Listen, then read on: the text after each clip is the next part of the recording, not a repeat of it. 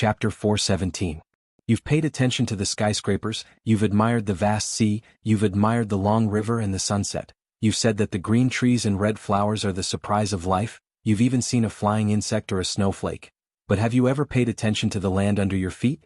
Because it was too ordinary, it was easy to be ignored. It had been silent for millions of years and raised billions of people. That was its great power. Fang Yan was ashamed.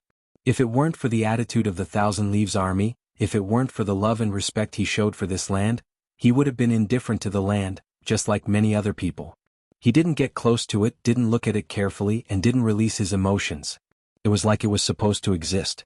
Without experiencing strong winds and waves, without encountering earthquakes and tsunamis, without feeling the separation of life and death, and without being in a foreign country, how could he understand the true meaning of the land? The sky was the sky and the earth was the earth. The sky was the father and the earth was the mother. Everything in the world originated from parents. No matter how many miracles human beings created, they were just writing their legends. They were the origin of life. The spiritual space in Fang Yan's mind suddenly exploded, like a black curtain being torn apart, or like the scorching sun expelling the dark clouds above his head. The wind was gentle and the sun was shining brightly. There was a wave of heat rolling up from the dantian of its abdomen, as if someone had placed a hot water bag there. Different from the past, this heat wave wasn't scorching. Instead, it gave people a lazy and comfortable feeling. The heart of Tai Chi rotated, and the Tai Chi field unfolded naturally. Everything in front of him changed. At the beginning, the heart of Tai Chi was three-dimensional, and the Tai Chi field was like a three-dimensional image.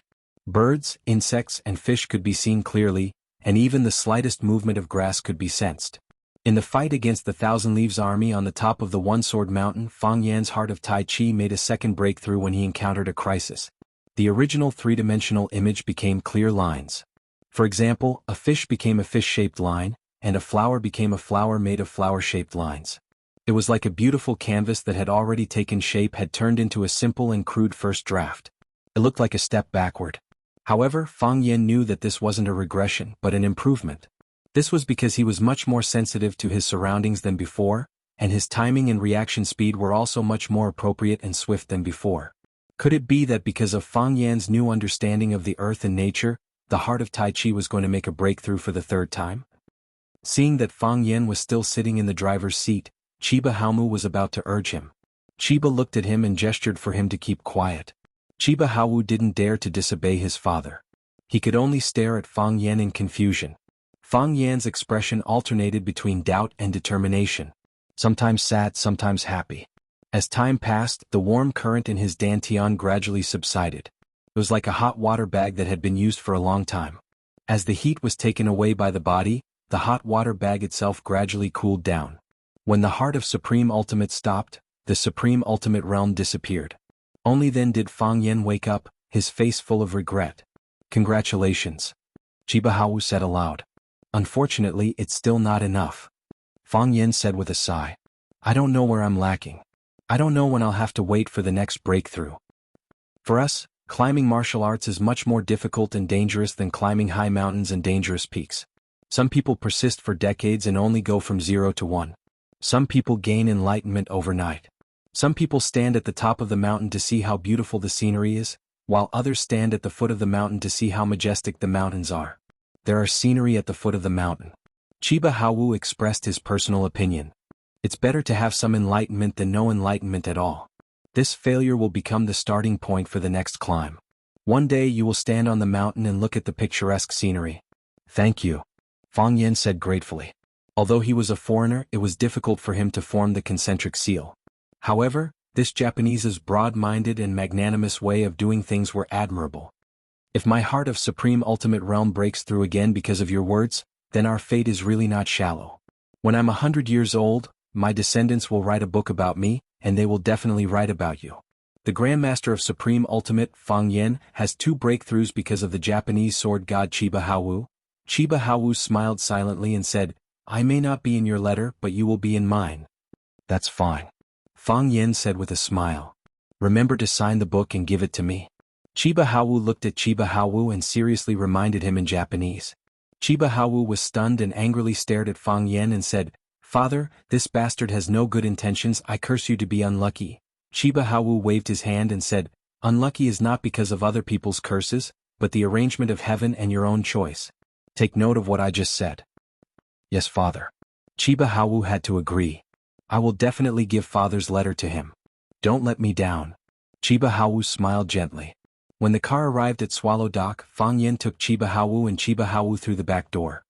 He knew that this was a date between Chiba Hawu and the old drunkard. The others were outsiders and there was no need to get involved in these things. Fang Yen pushed open the door to the courtyard, and a cold air with the aroma of wine immediately hit him in the face. Chiba Hawu greedily sniffed and said with a smile, "Although I don't like to drink, I can still taste that this wine is good." "It is indeed good wine," Fang Yen said with a smile. He brooded himself. "Then we have to drink a big bowl," Chiba Hawu said. "I just don't know if master is willing to welcome guests with good wine." Creak. On a rattan chair under the eaves, a man in a gray robe got up. Without looking at the three people standing at the door, he picked up the wine pot and took a gulp, saying, "Friends from afar, how can I not have good wine to welcome them? There is a bowl on the wall, wash it yourself. There is a vat on the ground, wash it yourself." "Good," Chiba Hawu said with a smile. He turned to look at Fang Yen and said, "I'm here." "You're here." Fang Yen nodded. He promised to help him meet the old drunkard and he did it. "I'm looking forward to your future." Chiba Hawu said, "I know you will become a very great person. Although you are already very great right now." "Thank you."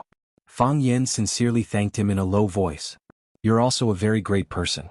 What you can do, I may not be able to do."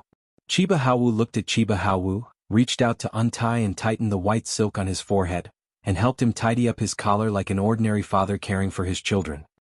He smiled brightly and said in a gentle voice, "You can forget me but remember every word I say." "Father?" Chiba Hawu looked at his father in panic. "Take care of mother and sister." Chiba Hawu walked into the courtyard and closed the door. Fang Yen and Chiba Hawu also wanted to go in, but they were blocked by the wooden door. Chiba Hawu's eyes were red. Fang Yen glanced at him and said, "Your father? He is a very great person." Chiba Hawu stared at Fang Yen with a vicious look. He didn't understand what Fang Yen was saying. Chiba Hawu didn't use a bowl but picked up a large vat. The mouth of the vat was facing down and he opened his mouth to drink. After 2 or 3 mouthfuls he coughed violently. He spat out the wine. He put the vat down and said while gasping for breath, "Good wine. A very good wine. Drinking strong wine like this. A man should be like this." Chiba Hawu carried the vat to the eaves of the corridor, sat down on the ground and reclined in the corner. He said, "There is a kind of wine in the East called chrysanthemum wine. Although the name is elegant, it has a strong smell of wine. Drink it like fire, drink it and you will get drunk. There are many types of Wuxia wine, too many to count. The one that left a deep impression on me was 3 bowls. I only drank 3 bowls and I passed out. I was drunk for 3 days and 3 nights. When I woke up, I found myself sleeping on Rachel's bed. She was kneeling on the bed and she had already cooked porridge for me." Speaking of women, we East Asian women are the most gentle, respectful, and obedient. Last time I came and left in a hurry so I couldn't be a good host. If there's a chance I'll definitely take you to the most famous peach art club. Drink golden wine, hold hands and enjoy all the blessings in the world. Northern women are bold, southern women are romantic. Sioux women are graceful while Hunan women are passionate. The 3 famous clubs in Beijing, the Capital Club, the America Club and the Chang'an Club have many beauties. There are many beauties in the north, south, east and west, all competing for beauty, and there hasn't been a winner for thousands of years. The old drunkard didn't want to be outdone. "When it comes to beauties, Wuxia is number 1. "That's very arrogant of you. Everyone has their own eyes. You're a fairy and I'm an ugly woman. It's very normal. When I was young, I trained hard with the sword, and I saw a woman with the beauty of a deity. I chased her for thousands of miles and finally she fell in love with me. To me, beauties are like the stars and I can pick them up with my hand. In order to challenge the Aikido master Ono Shinji, I fought his 13 disciples alone and defeated him by my sword the next morning. I fought 83 battles in a row and won 83 battles in a row. I single-handedly swept across the East Asian continent, defeated the 12 warriors of the West and the King of Savages, and challenged the Green Dragon with undefeated might. Now I'm the Green Dragon. The Green Dragon in white is awe-inspiring, and my sword shakes the world, and my roar shakes the 9 continents. Under my sword, who dares to challenge me? Unfortunately, you beat me to it. I heard that the 3 dragons and 7 tigers of Wuxia were guarding the peace of Wuxia. 20 years ago I was prepared to go east and defeat them one by one, to show the might of East Asia. In the end I killed my way there, and you were so scared that you didn't dare to go east for 20 years. Not a single warrior from East Asia dared to challenge me. At that time we were still young, and we felt that there were countless possibilities. At that time we were still young and youth is capital. Chapter 4:18. His classmate was young and in his prime. He was full of scholarly spirit and full of vigor. He pointed out the country and inspired words. He was once a marquis of 10,000 households. Have you ever remembered that when you were in the middle of the stream, the waves stopped the flying boat? One was Mo Qingdi, one of the 3 dragons of Huaxia's 3 dragons and 7 tigers. The other was the Japanese sword god Chiba Hirobumi, who was worshipped by the martial artists of the country. The 2 of them were not talking about cultivation secrets, nor were they discussing some supreme sword techniques. They were like 2 ordinary middle-aged men, competing to see who had drunk the strongest alcohol and bragged about who had played with the most beautiful women. They were like children competing and lecturing like perverts. If the outside world knew about this they would be shocked. However, who could understand their sad state of mind at this time? It was more like mockery than showing off. Because what they were talking about was the peak of their lives that had been lost and could never return. They were like 2 injured wolf kings, snuggling up to each other to keep each other warm. Their existence itself was a kind of comfort to each other. It's been more than 20 years since we parted yesterday. The old drunkard looked leisurely, holding a wine gourd and pouring himself wine. He did not treat Chiba Hirobumi as a guest and chatted with him as if they were old friends. Although they had not seen each other for so many years, they did not feel unfamiliar. The friendship between gentlemen was as light as water. Perhaps this was the camaraderie between men. Fang Yin said you were coming. I was looking forward to your coming, but I was afraid of it. The red flowers bloomed and the green leaves withered. The cruelest thing in life is not living in a deep valley all your life, but when you climb from the deep valley to the top of the mountain with great difficulty, only to be kicked down by someone. What's the use of seeing a disabled person? Chiba Hirobumi put down the wine jar and looked at the old drunkard. Why did you meet me again? Because of fear, said the old drunkard. When I realized that I was afraid to see you, I had to see you. I don't believe in gods and Buddhas and I'm not afraid of ghosts and gods. How can I be afraid to see people? That's a good reason, said Chiba Hirobumi. I'm the same as you. I'm also afraid to see you. But I still want to see you. Old drunkard took a sip of wine and didn't answer. He waited for Chiba to continue. 20 years ago I was so confident that I could conquer Huaxia, but in the end I was defeated by you single-handedly. I've been in seclusion for 20 years because I have fear in my heart. Chiba Hirobumi said. I'm not afraid of losing, I'm afraid of not being able to win. Every time I mustered up my courage and thought back to the battle at 8 Snake Mountain, there would be another voice in my heart telling me that I was very strong, but he was even stronger. You can't win. Again and again he mustered up his courage and gave up again and again. Later my son Chiba Hawu caused trouble in Huaxia and got injured.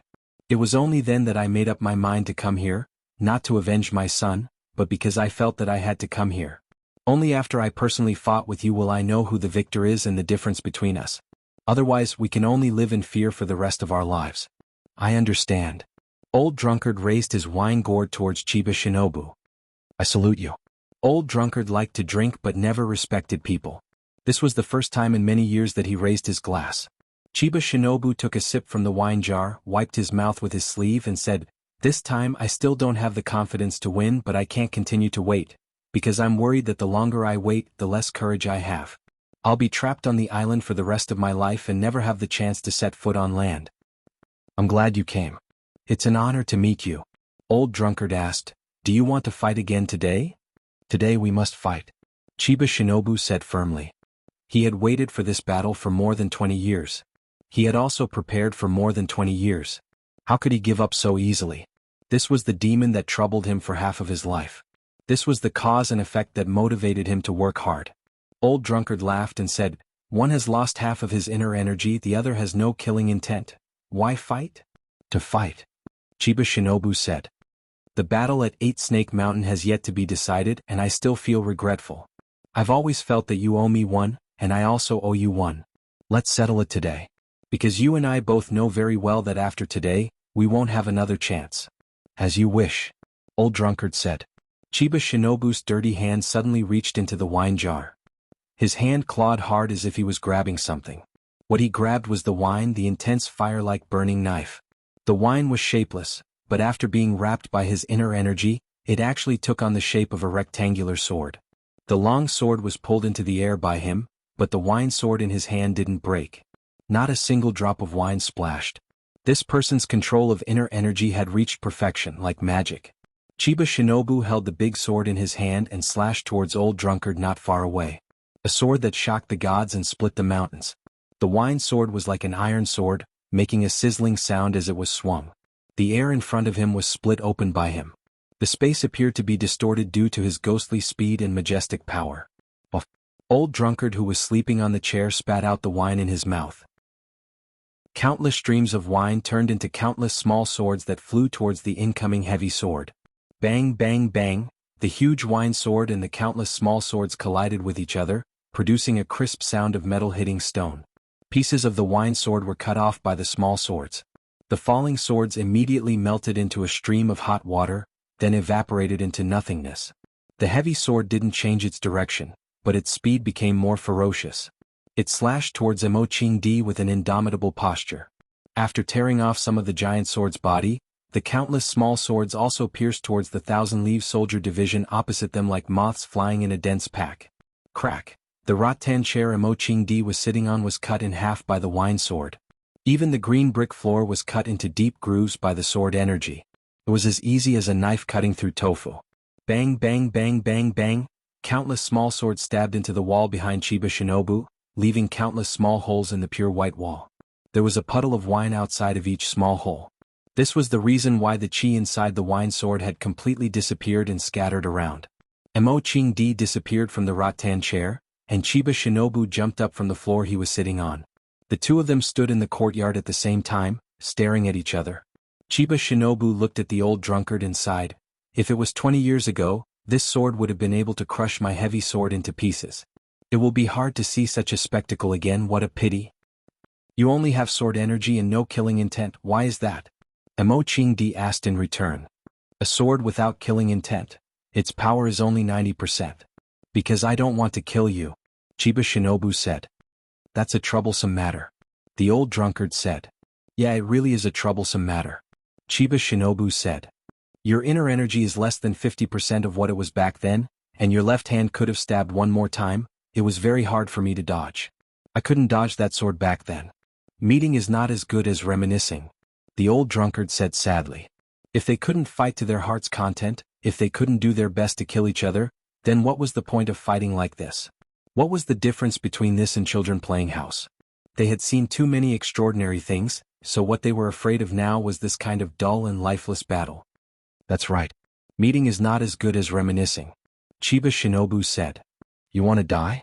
You don't want to live either. We really think the same way, Chiba Shinobu said. The two of them laughed at each other. During the fight just now, Chiba Shinobu almost killed the Old Drunkard, but he stopped. The Old Drunkard also almost killed Chiba Shinobu, but he held back. They were both despairing people, so despairing that they didn't mind dying under the sword of their most respected opponent. We should drink another vat, the Old Drunkard said. Chiba Shinobu refused, saying, I'll get drunk if I drink any more. Let's get down to business. Once this is over, we can drink as much as we want. Then let's get down to business first, the Old Drunkard said. Whoever wins will have to drink to the winner. Then I'll have to trouble you, Chiba Shinobu sincerely said. Chiba Shinobu broke off a branch from the pear tree above his head, broke off the fork on the branch, then used this crooked branch as a sword. Mo Qingdi flicked his foot and caught a mop in his hand. With a flick of his wrist, the cloth straps on the mop flew off, turning the long stick in his hand into a spear. Take this sword of mine, Chiba Shinobu said with an extremely solemn expression. This is the sword that I've been thinking about day and night, the sword that gave me the deepest understanding in the last 20 years. I've always wanted to bring it to see you. This sword, I've named it Unintentional. Be careful. Got it? The Old Drunkard nodded seriously. Chiba Shinobu moved. Chiba Shinobu clearly moved, but his body was still standing in the same place. That was just his afterimage, and the ball of mystery that looked like an afterimage was the real body of Chiba Shinobu. Because his speed was too fast, it created an illusion to the eyes, creating the illusion that Shinya Shinobi was not moving at all. He thrusted his sword straight out. Thrust his sword that was made from a tree branch. It was a straight sword, a plain sword. It was like a very ordinary man holding a tree branch and stabbing it at his enemy's chest. It was not fancy, not stunning, no sound of wind and thunder and no energy. It was just a tree branch. It was an ordinary sword thrust by an ordinary person. It looked really disappointing. However, the old drunkard couldn't help but lift his sleepy eyelids. His confused eyes were filled with light. His expression was unprecedentedly serious. It was like seeing a pile of gold or a piece of rare treasure. 10,000 swords as one. 10,000 sword techniques could be condensed into this sword, and 10,000 changes could be performed into this sword. Endless life. No change was the biggest change because it could change in countless ways at any time. If there were no tracks, then there were no traces to be found. No sword will, no defense. After 20 years of sword comprehension, he finally thrust this sword. Chiba Shinobu deserved to be called the sword god of Japan. Chapter 419. If one's eyes were sharp enough, if one's eyes were the eyes of Mo Chingdi, then one would know how marvelous this sword was. At least in Mo Chingdi's eyes, this sword was not static and ordinary. It was not a branch but a real sword. A peerless sword. It was trembling slightly out of fear and excitement. Perhaps it was because of his birth. It was the sword that was trembling, not Chiba's hand that was trembling. He had stabbed out tens of millions of times. No matter what the situation was, his hand that held the sword never trembled. The body of the sword had a life of its own. It had an independent consciousness. It aimed at the old drunkard's eyebrows, eyes, throat, chest, heart, or abdomen. It could even attack the lower body of the old drunkard, piercing the 29 acupoints of the old drunkard and the 72 acupoints of the old drunkard's calf. It covered all the fatal points on the old drunkard's body, as well as all the acupoints on the old drunkard's body. The name of the sword was unintentional. In other words, at the moment of the final attack, even Chiba himself did not know where he would stab. It was only a few tenths of a second or even less. You couldn't blink, you couldn't breathe, and your heart didn't beat. The interval between one heartbeat and the next, it was shorter than that. Chiba disappeared from where he stood and stabbed at the old drunkard's throat. Yes, at the last moment he finally locked on to the target he wanted. The throat. The sword pierced the throat. The old drunkard finally moved. The old drunkard finally moved. He rushed toward Chiba with the long stick in his hand. He left an afterimage where he stood, and his body turned into nothingness. In an ugly and barbaric manner, he raised the long stick in his hand and stabbed it towards Chiba Shinobi. The stick didn't even have a sharp spearhead. Their bodies brushed past each other. Or it could be said that two blurry shadows brushed past each other. It was just a change of position. It was just a change of the way they interacted. From standing face to face, they stood with their backs to each other. Chiba stood where the old drunkard had just stood, and the old drunkard also stood in Chiba's footprints. Then everything became still.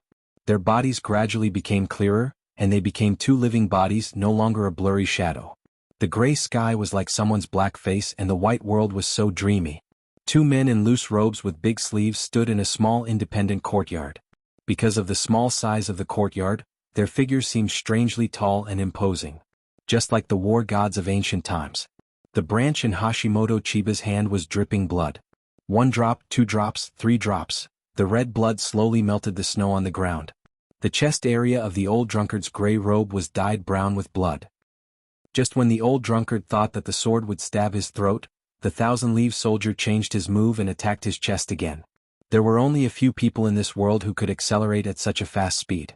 The wooden stick in the old drunkard's hand flew away towards the wooden door of the small courtyard. Like a spear, it stuck in the middle of the wooden door. Half of the stick went in, leaving only a short section exposed in the courtyard. "Why?" the old drunkard asked in a heavy voice. 20 years ago, I lost to you," Hashimoto Chiba said softly. His voice was soft and gentle, as if he was reluctant to leave and relieved. "That's the reason? 20 years later, I lost to Fang Yen. That's the reason? Wuxia is too powerful." Hashimoto Chiba sighed and said, "Wuxia is too powerful.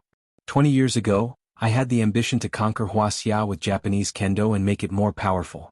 Unfortunately, before I could take that step, I was forced back by you. 20 years later, I gathered the courage to go east again. The result was even worse than the last time. I was defeated by a nobody in Huaqing. Fang Yen is a genius in martial arts, and there are not many geniuses like Fang Yen in Wuxia. Even a young girl who is close to Fang Yen with her talent will not be inferior to me in the future. I still have hope after losing to you. I hope that one day I will come back with a sword and wash away the shame with blood. But when I saw them I really lost all hope. There are too many talents in Wuxia, and the young people in Wuxia are too powerful. It's a pity that we don't have any young men and women like them. Not even one. God is so unfair to us. I've always been curious about what kind of magic the land of Wuxia has, how it can raise its children to be so outstanding and brave. I'm alive, they see me as a god, as the hope of Japanese martial arts. I know very well that I'm not their hope. I will only bring them illusory psychological comfort and a temporary dose of spiritual medicine. This kind of psychological comfort and spiritual medicine can deceive them, can numb them, let them still have expectations and fantasies. I believe that one day I will bring them victory and glory. The consequences of this are too heavy. You single-handedly fought against dozens of Japanese islands, your glory was boundless, and you completely trampled on the dignity of Japanese martial arts. You made Wuxia the Green Dragon, but none of the Japanese martial arts came out. Everyone hid in their own small homes and licked their wounds. Our generation has completely lost. What about the next generation? When a young man like Fang Yan truly grows up, when he becomes an incomparably sharp sword like you, when he does what you did all those years ago, charging into the East Ocean alone with a sword, when that time comes, who among the East Ocean's youths will be able to stop him? Who can go against him? My generation has lost, bringing fear into the hearts of the young martial arts. If the next generation of martial arts loses, what kind of psychological impact will it have on the next generation of martial arts? Every time we lose, the morale will drop. After losing 3 times in a row, where will the morale be? Where will the talents be? Who will protect our people? Who will guard our country? Chiba of the army covered his throat and coughed lightly. Fresh blood dyed his palms red. Blood flowed out from the gaps between his fingers, drawing a delicate abstract picture. Don't underestimate your enemy. I really envy you. Envy that you were born in the great Wuxia. Envy that you have this black land under your feet. Envy that you have so many talents. Envy that you are proud and fearless. How good would it be if Fang Yan was from our country? How good would it be if Fang Yan was from our country? If that's the case, why would I have to walk on this path of no return? Why would it be like this? The old drunkard said with a sigh. Only when you are alive will there be hope. Only when you are alive can you see a longer future. Living is the most important thing. From the azure dragon of Wuxia to the drunkard of today, the tendons in his hand are broken, and there is no hope for him to recover.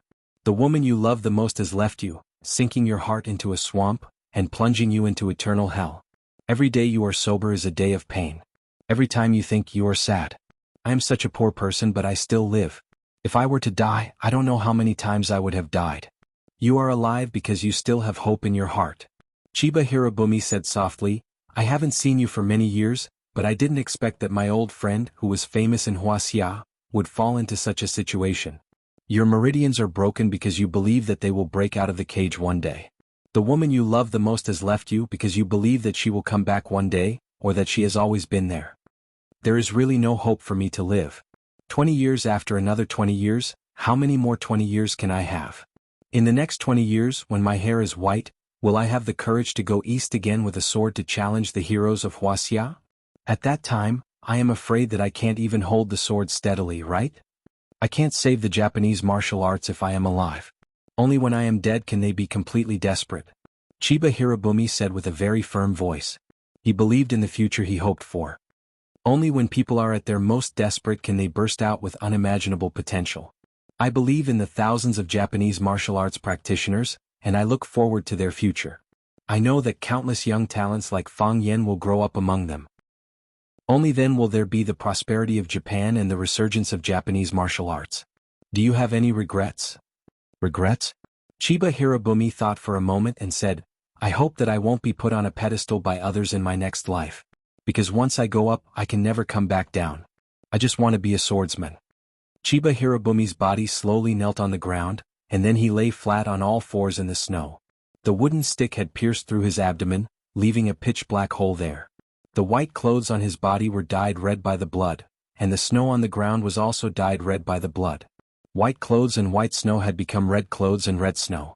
Chiba opened his eyes and looked at the sky above his head, saying, We Dongyang do not have such a land, so I will bury myself here.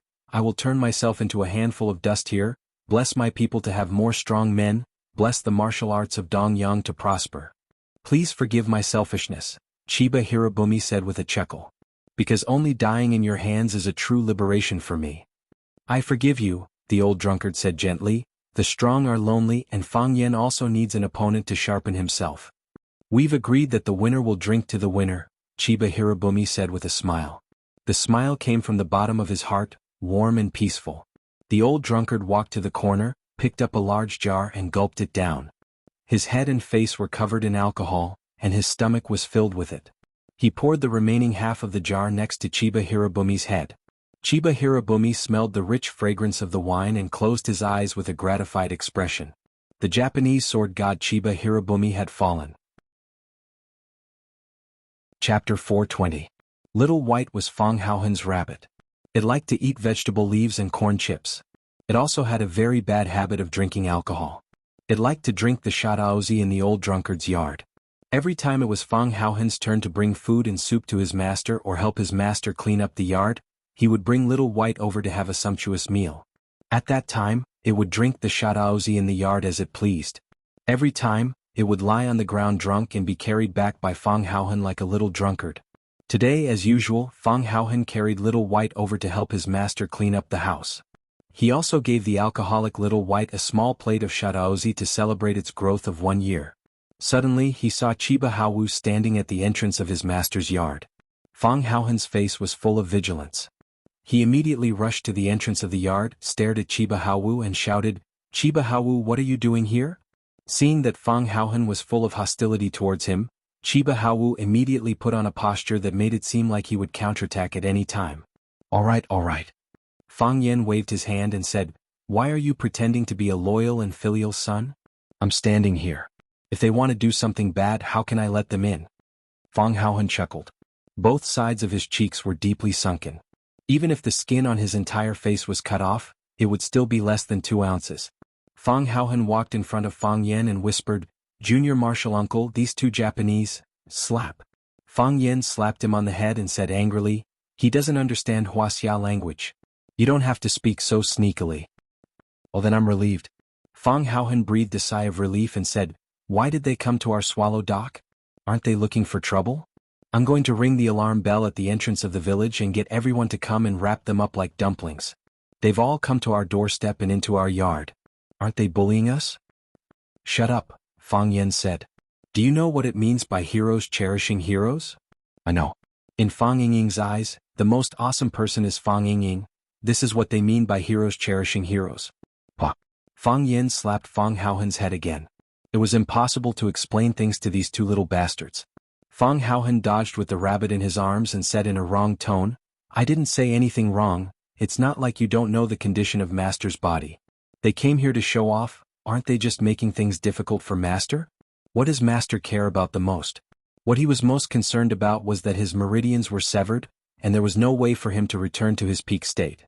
If that old man who was always pretending to be mysterious, challenged Master with Master's temperament, he would definitely not refuse. What was this? When a tiger falls to the plains, it will be bullied by dogs.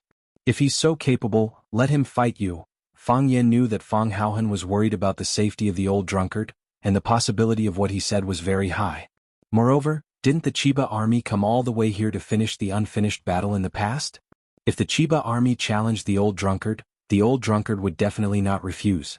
Just like when Fang Yen was challenged by the Chiba army, although he was scared to death, even if he really had to die, he would not refuse. Some things had nothing to do with life and death but with dignity. In the past, the old drunkard used to drown his sorrows with alcohol. If he was forced by external forces, the old drunkard would probably die to drown his sorrows. Such a proud man, such a glorious hero, had fallen into such a situation. Perhaps living was more of a torture than dying, right? However, even knowing this answer, Fang Yen still did not stop the 2 of them from meeting. Because, except for the old drunkard himself, no one was qualified to make such a decision for him.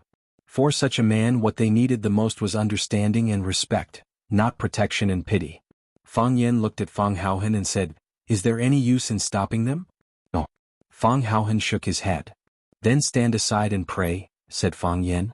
Fang Haohen stared at Chiba Haohen unkindly and said, "Since we have nothing to do, why don't I beat him up? Who asked his father to challenge my master?" Fang Yen glanced at Chiba Haohan and said, "Whatever." The person he respected was the Chiba army, and as for this guy, he really did not have a good impression of him. He also knew that Chiba Haohan did not have a good impression of him either. If the opportunity was ripe, maybe this guy would stab him with a knife. Fang Yen was on guard against him. In the end, Fang Haohan did not challenge Chiba Haohan, because just as he was about to do so, he heard the sound of wood breaking in the yard. "They've started fighting," said Fang Haohan anxiously. He hugged Little White tightly in his arms, like an ugly little girl who had been frightened. It would be difficult to find a woman uglier than Fang Haohan. Chiba Haohan also heard the sound, and did not have time to guard against Fang Haohan's possible sneak attack from behind. He quickly ran to the wooden door, wanting to look through the gap. Fang Yen took a step forward and pulled him aside from the door. If the two men inside were to kill each other, this small yard would be torn apart by them in minutes.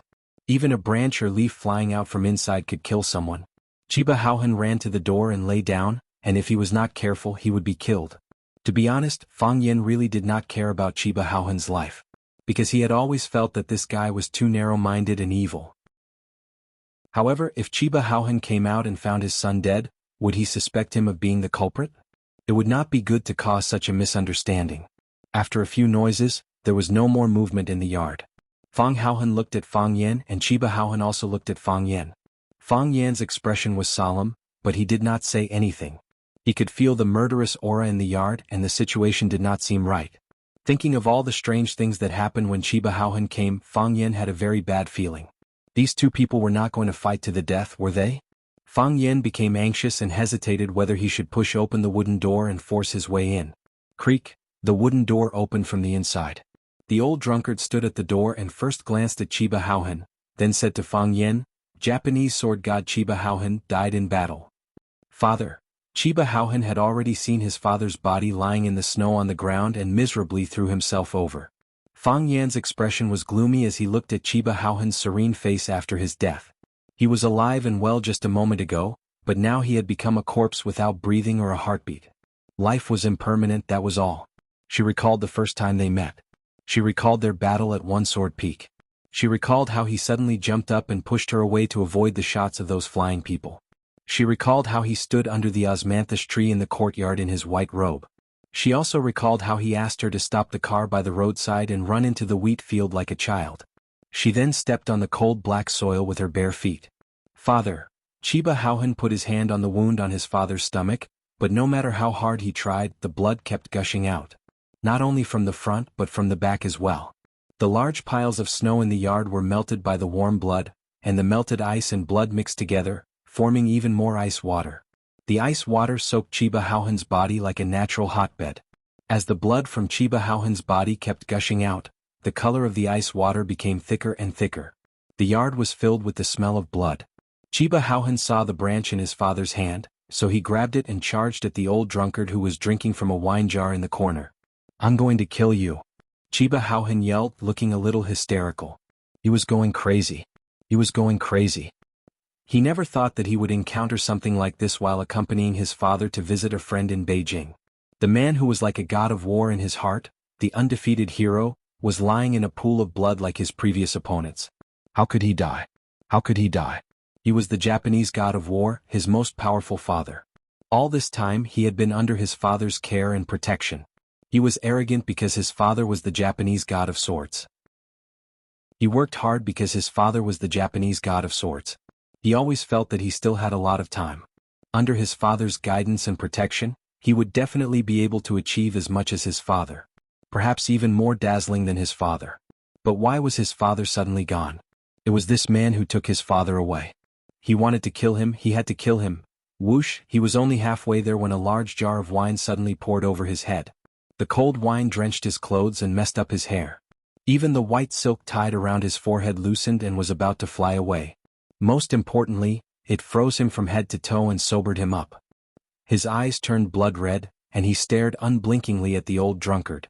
His breathing was rapid, but his body seemed to have been immobilized, unable to move at all. The old drunkard didn't get angry. He looked at him expressionlessly and said, "You are a lucky guy because you have a great father. You are also a tragic guy because your father is too great." Chiba still stared unblinkingly at the old drunkard. He seemed to understand what the old drunkard said, but it also seemed like he didn't understand anything. The old drunkard shifted his gaze to Fang Yan and said, "He wants to stay and let his body become a pile of dust in Wuxia. If he wants to see the vastness and depth of Wuxia, then let him have a good look. If he wants to use his feet to measure the courage and foundation of Wuxia, then let him have a good look. Let him wear my shroud, live in my coffin and enter my tomb, a grand burial." Chapter 421. According to the customs of the villagers, it was a very inauspicious thing to hang a white banner in the first month. However, to the people of Swallow Dock, it was nothing out of the ordinary. On the eve of the Lunar New Year's Eve, the family would gather together to eat, drink and happily welcome the new year. Then they would receive a call from the northern borderline or the southern sea. Their family members had unfortunately died in battle. Everyone would silently put down their bowls, chopsticks and wine glasses, and raise the white flags that had been prepared under the boxes. They believed that the white banners could summon souls. They couldn't retrieve the corpses of their loved ones and most of the time they couldn't even retrieve their ashes. However, they hoped that they could summon the souls of their loved ones back to their roots so that they could meet in their dreams. Sacrifice was the norm. However, this was the first time Swallow Dock had raised the white banner for a foreigner, and it was for an East Asian at that. Chinya Bin died in battle. According to his last words, he hoped that he would stay in Wuxia and let his body turn into a pile of dust. The old drunkard gave Fang Yan full authority to handle this matter. He also gave his shroud, coffin, and tomb to the Thousand Leaves military department. Yes, making burial clothes, making coffins, and reserving graves for the living was also an ancient tradition of Swallow Dock. Moreover, only the most respected person in the family would receive such preferential treatment and glory. These people could enter the ancestral mountain after they died, and their spirit tablets could be placed in the family's ancestral hall. Now, the old drunkard had given this honor to the Thousand Leaves military department. Of course, the memorial tablet of the Thousand Leaves military department could not be placed in the Fang family's ancestral hall. Everyone was worried that the Chinya division of the army would fight with the ancestors of the Fang clan after they entered. After all, everyone's habits and way of thinking were still very different. Fang Yan conducted the funeral for Chinya and hung white banners on the tallest camphor tree in the courtyard of the Fang family.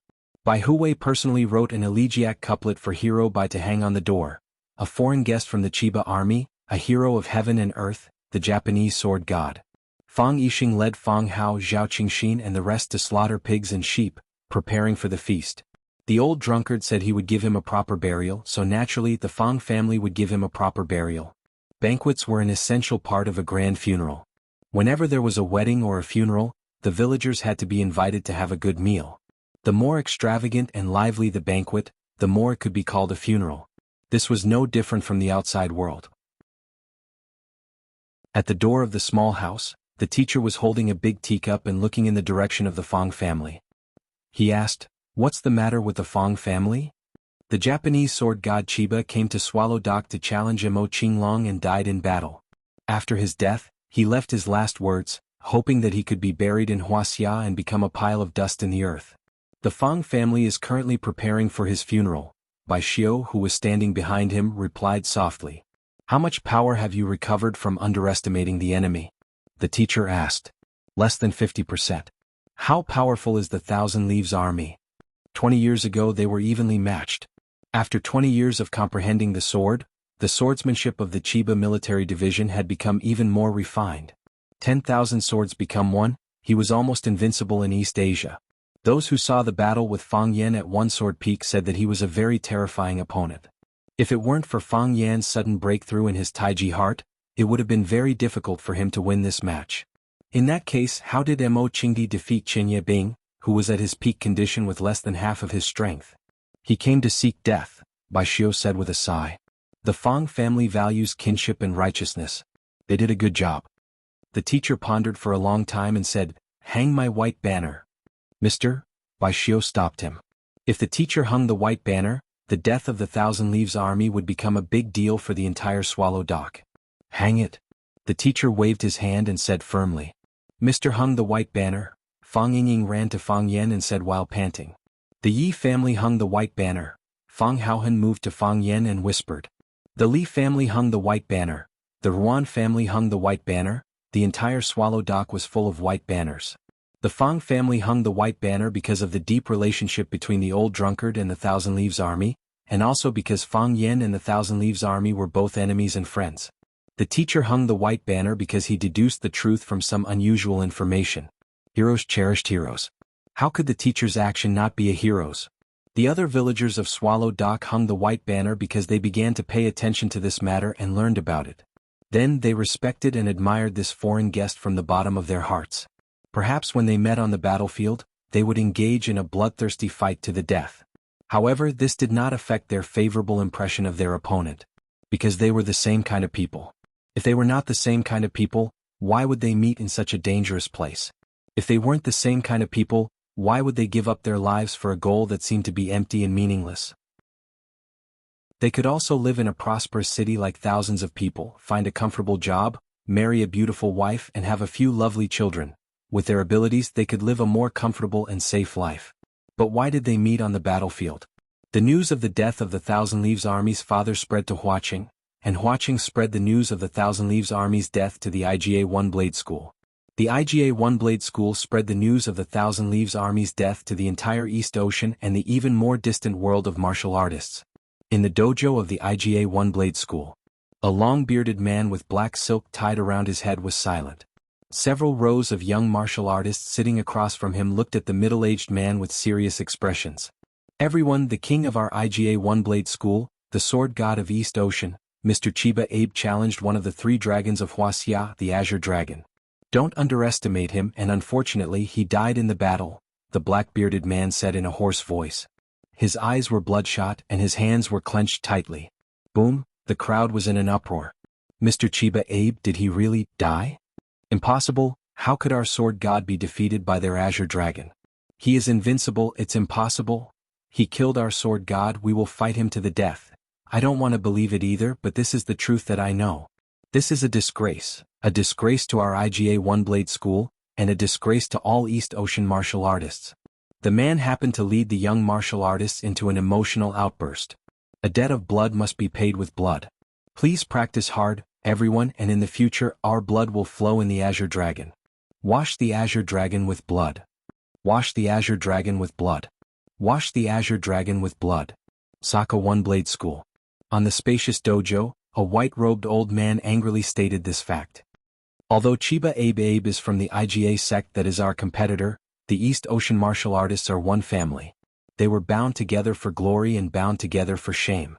The Azure Dragon of Wuxia killed our East Ocean martial artists, and if we don't avenge him, we will be in vain as human beings. Everyone please work hard and we will challenge the Azure Dragon in the future to avenge Chiba Abe. Revenge. Revenge. Revenge. The black-robed swordsmen waved the machetes in their hands and shouted at the top of their lungs. At the foot of Yamasaki Mountain, Koga Clan Ninja Village. Two men sat opposite each other in a simple thatched hut. One was a middle-aged man in black with several scars on his face, and the other was a skinny old man. It was hard to tell his age, but he was too old. His skin was so loose that it looked like it was about to fall off. His teeth had all fallen out, and it was difficult for him to even open his eyes. Chiba Abe has fallen. This is the death of U.S. East Ocean martial artists. The bald man said angrily. Chiba Abe has always been the totem of U.S. East Ocean martial artists, and also the hero in our hearts. Now that he has also died in the hands of the Azure Dragon of Wuxia, our ninja clan can't turn a blind eye. I will go to Wuxia to challenge the 3 dragons and 7 tigers. If I win, it will prove that we East Ocean martial artists are not weak. If I lose, then let me die on the battlefield. The old man opened his eyes with difficulty, and his loose eyelids almost covered most of his pupils. He carefully looked at the bald man in front of him and said, Kakudo-kun, it's good that you can make such a choice. You are indeed the pride of us Koga ninjas. As a jonin, you need to stand up in times of crisis like this. Go and see their 3 dragons and 7 tigers. I look forward to your return. At that time I will personally crown you as the king of ninjas. Even if you die in battle, isn't it a kind of glory? Chiba Abe walked a path that no one has taken before, and he made a choice that we don't have the courage to make. He is a hero, the soul of our country. You too. The bald man knelt on the ground, kowtowed 3 times, and turned to leave without saying a word. Clang, the door closed and the oil lamp in the room went out with a whoosh. Do you know? Our East Ocean sword god died in battle in Wuxia. God, I really can't accept it. Wuxia has 3 dragons and 7 tigers, and each of them is a 1 in a million master. Azure Dragon, don't underestimate your enemy. 20 years ago, he broke into East Ocean alone with a sword and fought dozens of East Ocean masters. He didn't stop conquering until he met Chiba Abe, who was equally young and talented. If it wasn't for Chiba Abe, if it wasn't for our East Ocean sword god, all of our East Ocean martial artists would have been trampled under his feet. East Ocean swordsman, do you have the guts? Do you still have any passion? If you are not a group of cowards, then go and seek justice for our sword god. Kill Azure Dragon, avenge. Chiba Abe's death provoked the anger and hatred of the entire East Ocean martial arts world. One after another, dojos and sects stood up. They hung Chiba Abe's portrait at the door of the dojo, and they swore to avenge the sword god. Chiba Abe became a god. After the sword god, there was no more sword god. Chapter 422. That night, several disciples of Chiba's battalion escorted his wife and daughter, Chiba Kaori, to Beijing. Chiba Kaori's wife was called Ozawa Wakako. She was a respectful, gentle, and beautiful woman. Chiba Kaori's good looks were inherited from her. She treated the Fong family very calmly. After bowing to express her gratitude, she knelt next to her husband's body and wiped his face with a silk handkerchief over and over again. Chiba Kaori bowed to Fong Yen, then knelt together with her brother, Chiba Haomu, and burned incense for their father. The beautiful and carefree girl's face was pale, and she looked unusually haggard. It was obvious that her father's death had hit her hard. It was only because of her excellent upbringing that she put away her weak and worthless tears in front of outsiders. Phantom and the other disciples became Fong Yan's right-hand men, and they did whatever Fong Yan asked them to do. There was no ill will between the two parties, as if the death of Chiba Kaori had nothing to do with the Fong family. It had nothing to do with me. Fong Yen lay on the rattan chair that the old drunkard often used. He held a big bowl in his hand and drank a mouthful of wine. He really wanted to drink today, so he naturally came to the old drunkard. If we think about it carefully, the Fong family is the one who suffered the most, right?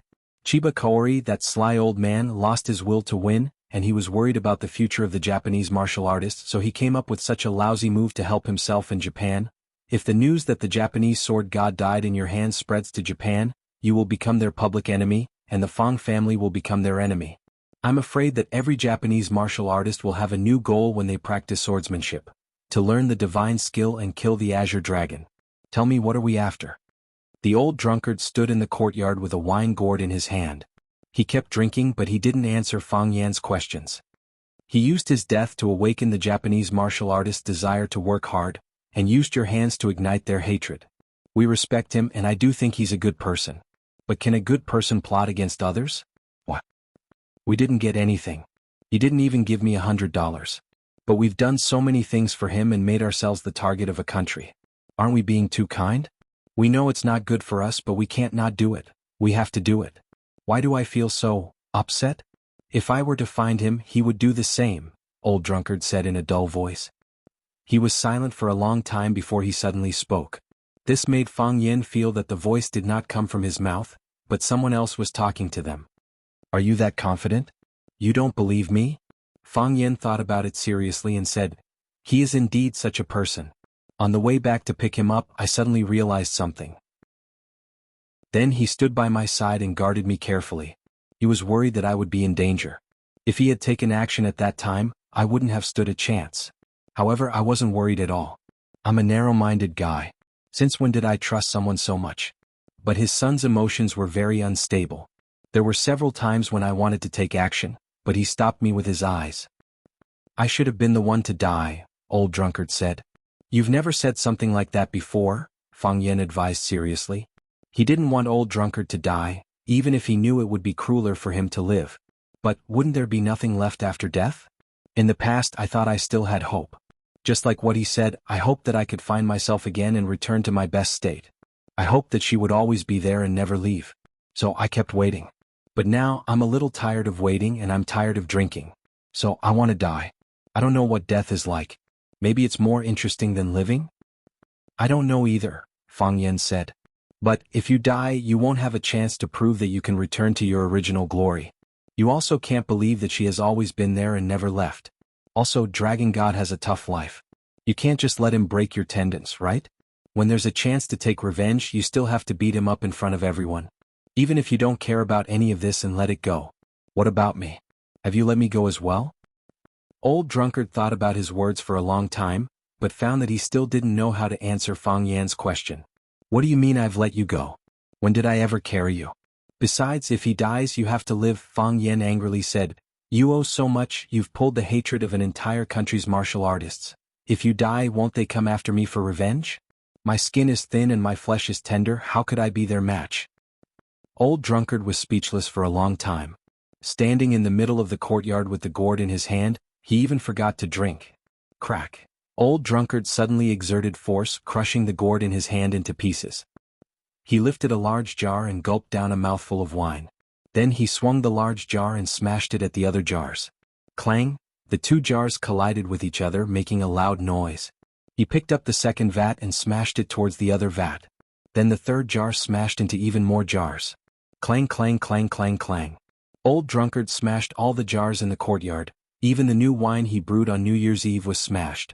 Stop drinking, Old Drunkard breathed out like a sword and shouted. When Old Drunkard smashed the jars, Fang Yan understood what he wanted to do.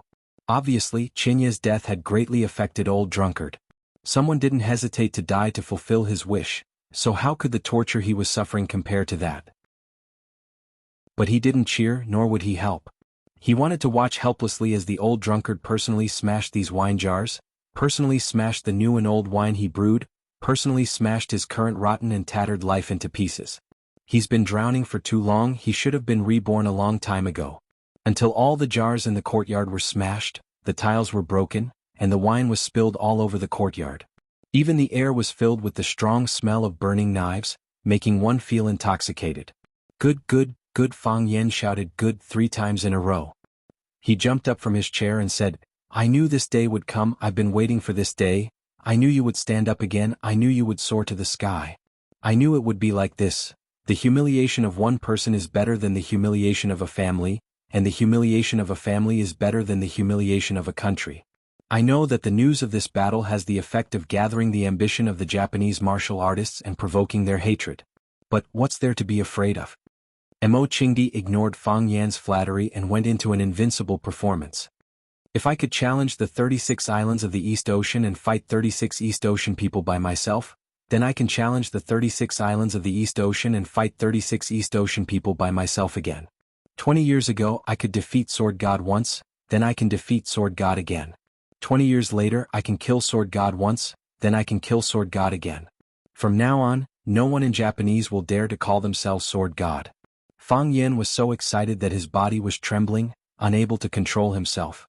Just listen, what's heroic spirit? What's heroic spirit? What's a perfect example of acting cool? From a certain point of view, Fang Yan isn't even fit to carry the Old Drunkard's shoes. Fang Yan was very excited but also very self-conscious. He drank the liquor in his bowl in one gulp and loudly cheered, that's how a man should be, to match the Old Drunkard's heroic spirit, to match the current atmosphere. Fang Yan even sang a war song. This was a song the Old Drunkard taught him when he was young. Boiling blood like the waves in the river, like the waves in the sea, always stirring my heart just because the humiliation hasn't been cleared. Fang Yan sang with a high spirit, his blood vessels swelled, he sang with passion, he sang with a sense of self-satisfaction. The Old Drunkard waited for him to finish, then happily said, it's good that you have such ambition, the things I mentioned, I'll leave them to you from now on, if I can do it so can you, the Old Drunkard said. After that he turned around and walked into the house. From now on he would no longer sleep on the reclining chair under the eaves of the corridor or in a corner. Fang Yan stood alone in the wind and snow, his expression a little sad and melancholy. The Chiba Ministry of War was buried in peace. Ghost Shadow brought his wife Ozawa Wakako, Chiba Keru and Chiba Halmu to thank the Fang family. After hearing about the deeds of the Chiba Ministry of War, Lu Wan respected this family very much and was full of sympathy for Ozawa Wakako. She took Ozawa Wakako's hand and said a lot of comforting words. Someone next to her helped translate. Ozawa Wakako expressed her gratitude and bowed to Lu Wan again and again. In the end she bowed so much that Lu Wan didn't dare to speak. Chiba Halmu stared at Fang Yan fiercely and firmly. After bowing deeply to him he said, I will definitely defeat you. Slap. Fang Yan slapped Chiba Halmu's head. After that he slapped Chiba Halmu's shoulder again and again. With a sad expression he said in a heavy voice, you are a good boy. Don't have too much psychological pressure. Your father is gone, but your uncle is still here. In the future, I will take on the responsibility and obligation of educating you. I believe that you will become an excellent swordsman, just like your father. Chiba Haomu's face turned red because of Fang Yan's slaps, but he couldn't lose his temper because everything the interpreter said seemed to be for his own good. Chapter 423. The sky was bright, but because of the cold weather, the snow on the ground was still hard and squeaky when one stepped on it. Fang Yan accompanied Chiba Kaoru on a small road in the countryside. The two of them were silent. They could only hear each other's breathing and the sound of the snow under their feet. Chiba Kaoru was dressed in plain clothes and looked exhausted. There were wrinkles on her knees from kneeling for a long time, and there were some ashes on her hair. The past 2 days had really tormented the girl. She hadn't even taken a hot shower until now. Are all men like this? Chiba Kaoru suddenly asked. Although she could already communicate in the Wuxia language after a long period of hard work, there were still some obstacles when it came to talking about things that were too profound. Therefore she spoke very slowly. It was as if she was trying very hard to articulate her words. What? Fang Yan thought about it a few times before he understood her question. If there's a big country, there's no small family? If there's justice, there's no personal feelings? Chiba Kaoru asked with reddened eyes. There were many things that she couldn't understand, so she asked her teacher alone. Fang Yan was her language teacher and also the homeroom teacher of class 9. Fang Yan was silent. It was too difficult to answer. Mr. Fang, is my father really a good person? Chiba Kaoru asked. Yes, Fang Yan said firmly. He had to give a definite answer. Otherwise, the death of Chiba Kaoru would be meaningless. If he couldn't get the forgiveness of his beloved daughter, what was the point of being loved by the whole country? He's a good person and a great person. Then Mr. Fang, will you be like him? For the country, for justice, you'll sacrifice yourself. You won't care about your wife's loneliness, your children's sorrow, and you'll say goodbye to them forever without saying goodbye? Fang Yan thought for a long time and answered honestly, I can't do it. I'm too greedy. I want to grow old with my wife. I want to be the guardian of my daughter forever. I want to take care of my parents and the old drunkard when they die. So I won't choose that way. Chiba Kaori stopped and looked at Fang Yan. She smiled silently, like a chrysanthemum blooming quietly in the wind. Mr. Fang, thank you for your answer, Chiba Kaori said softly. As wives, they hope to have a husband who will never leave them. As children, they want a father who can lean on them. My father was great, but he wasn't a good husband, a good father. Fang Yan wanted to say something to comfort her, but it seemed that all words had lost their power. Don't try to comfort me because all consolation is useless. Sadness has always been a personal thing. Chiba Kaori saw through Fang Yan's hesitant expression and took the initiative to say, my father is gone and my mother is going back to China. My brother will also go back. In Japan, he will receive guidance from the seniors in the dojo. My father's death will make him mature, and I believe that he will definitely become an outstanding swordsman. I will stay in Wuxia to accompany my father. Perhaps his soul has already reached Japan, to the place he fought for his entire life, to the Pheasant Mountain where he diligently practiced his swordsmanship every morning and night. But his body is still buried here. I want to stay and accompany him. He wasn't a good father, but I still love him as much as before. Will you return to Rosefinch? Fang Yan asked. Chiba Kaori shook her head and said, no. I knew it, Fang Yan sighed softly. Chiba Kaori was an outstanding student and a hard-working one. Because she had just arrived and had a language barrier, she had to understand the meaning of the words before she learned any subject. She had been at the bottom of the class for the previous few exams, but she was already above average for the final exam. Any responsible teacher would not want to lose a good student in their class. Mr. Fang, I don't hate you. I didn't leave Rosefinch because I hate you, Chiba Kaori said. I'm just afraid. I'm afraid that every time I go to class, I will think of my father when I see you. Until now, I still can't accept the fact that he has left. I can't bear that kind of suffering and I'm worried that it will make me break down. I will leave Rosefinch and I won't enter any other school. I will learn something that interests me in the future and my favorite is the tea ceremony. I think that's what my father is happy to see. He wants me to focus on what I like. And I always feel that I still have a lot of time. Fang Yan looked at Chiba Kaori with sincerity and said, I respect your choice. We won't be teacher and student in the future, but we will still be friends. If you need anything, just come to me. No, you will always be my teacher, Chiba Kaori said seriously. People in Wuxia believe that a teacher for a day is a father for life. You are my teacher for a day and you will always be my teacher. I understand everything you have done for my father. Perhaps Chiba Hawu doesn't understand it now, but he will one day. He will know how magnanimous he must be to be able to help his opponent like this. She bowed deeply to Fang Yen, then jogged toward the dojo. There, her mother, brother, and Phantom were waiting to leave Swallow Dock with her. They would stay in Huaqing for a short while, then fly to Japan from there. To them it was a sad country. Her figure was thin and her long hair was flying. Her back view was so desolate and sorrowful. She was smart, beautiful, and a girl who had lost her father. Fang Yen couldn't bear to look at her anymore, so he looked in another direction. "Hey, are you dumbfounded?" a girl with a rosy face shouted at him. No matter how bad the haze was, the sudden sight of two bright and beautiful faces would immediately brighten one's mood. This was a common problem for men. Two beautiful girls appeared in front of Fang Yen. One was wearing a white shirt, white pants, and a pair of white sports shoes. It was Yi Wen, whom he hadn't seen for a few days. The other one was Leaf, who was wearing a red down jacket, white jeans, and a pair of black leather boots. They were both young and beautiful. One was elegant and the other was cute. They were both beautiful. Seeing Fang Yen looking at them without saying anything, Yi shouted impatiently, "Hey, I'm talking to you. Didn't you hear me? I didn't expect such a beautiful girl to like such a shameless man. There are so many idiots nowadays." Yi obviously misunderstood the relationship between Fang Yen and Chiba Keiru, and regarded Chiba Keiru's action of running away as Fang Yan's heartless betrayal of girls. Yi started her studies in Swallow Dock. Because her parents worked in Yanjing for a long time, she transferred her school registration to Yanjing City. Although she lived in Yanjing City, she often went to Swallow Dock. Her growing up was almost the history of Fang Yan's cheap deeds. The competition between her cousin Yi Ro and Fang Yen every year was the biggest drama of the year that she looked forward to the most. She had watched the competition between Yi Wen and Fang Yen since she was 5 or 6 years old, and now she had grown up watching the competition between Yi Wen and Fang Yen. As a result, she had seen Fang Yan's ugly face, all kinds of shameless expressions, all kinds of funny ways of begging for mercy, and all kinds of ways of running away. This almost subverted her outlook on life and values. Until now, she was still wondering why a man could have such a shameful side. Therefore, she wasn't talking nonsense when she said that Fang Yen was a shameless man. It was the result of watching the competition for 10 years. Moreover, because she was the most hardcore audience, she gnashed her teeth at Fang Yan's behavior every time. She was sharp-tongued and liked to sneer at Fang Yen.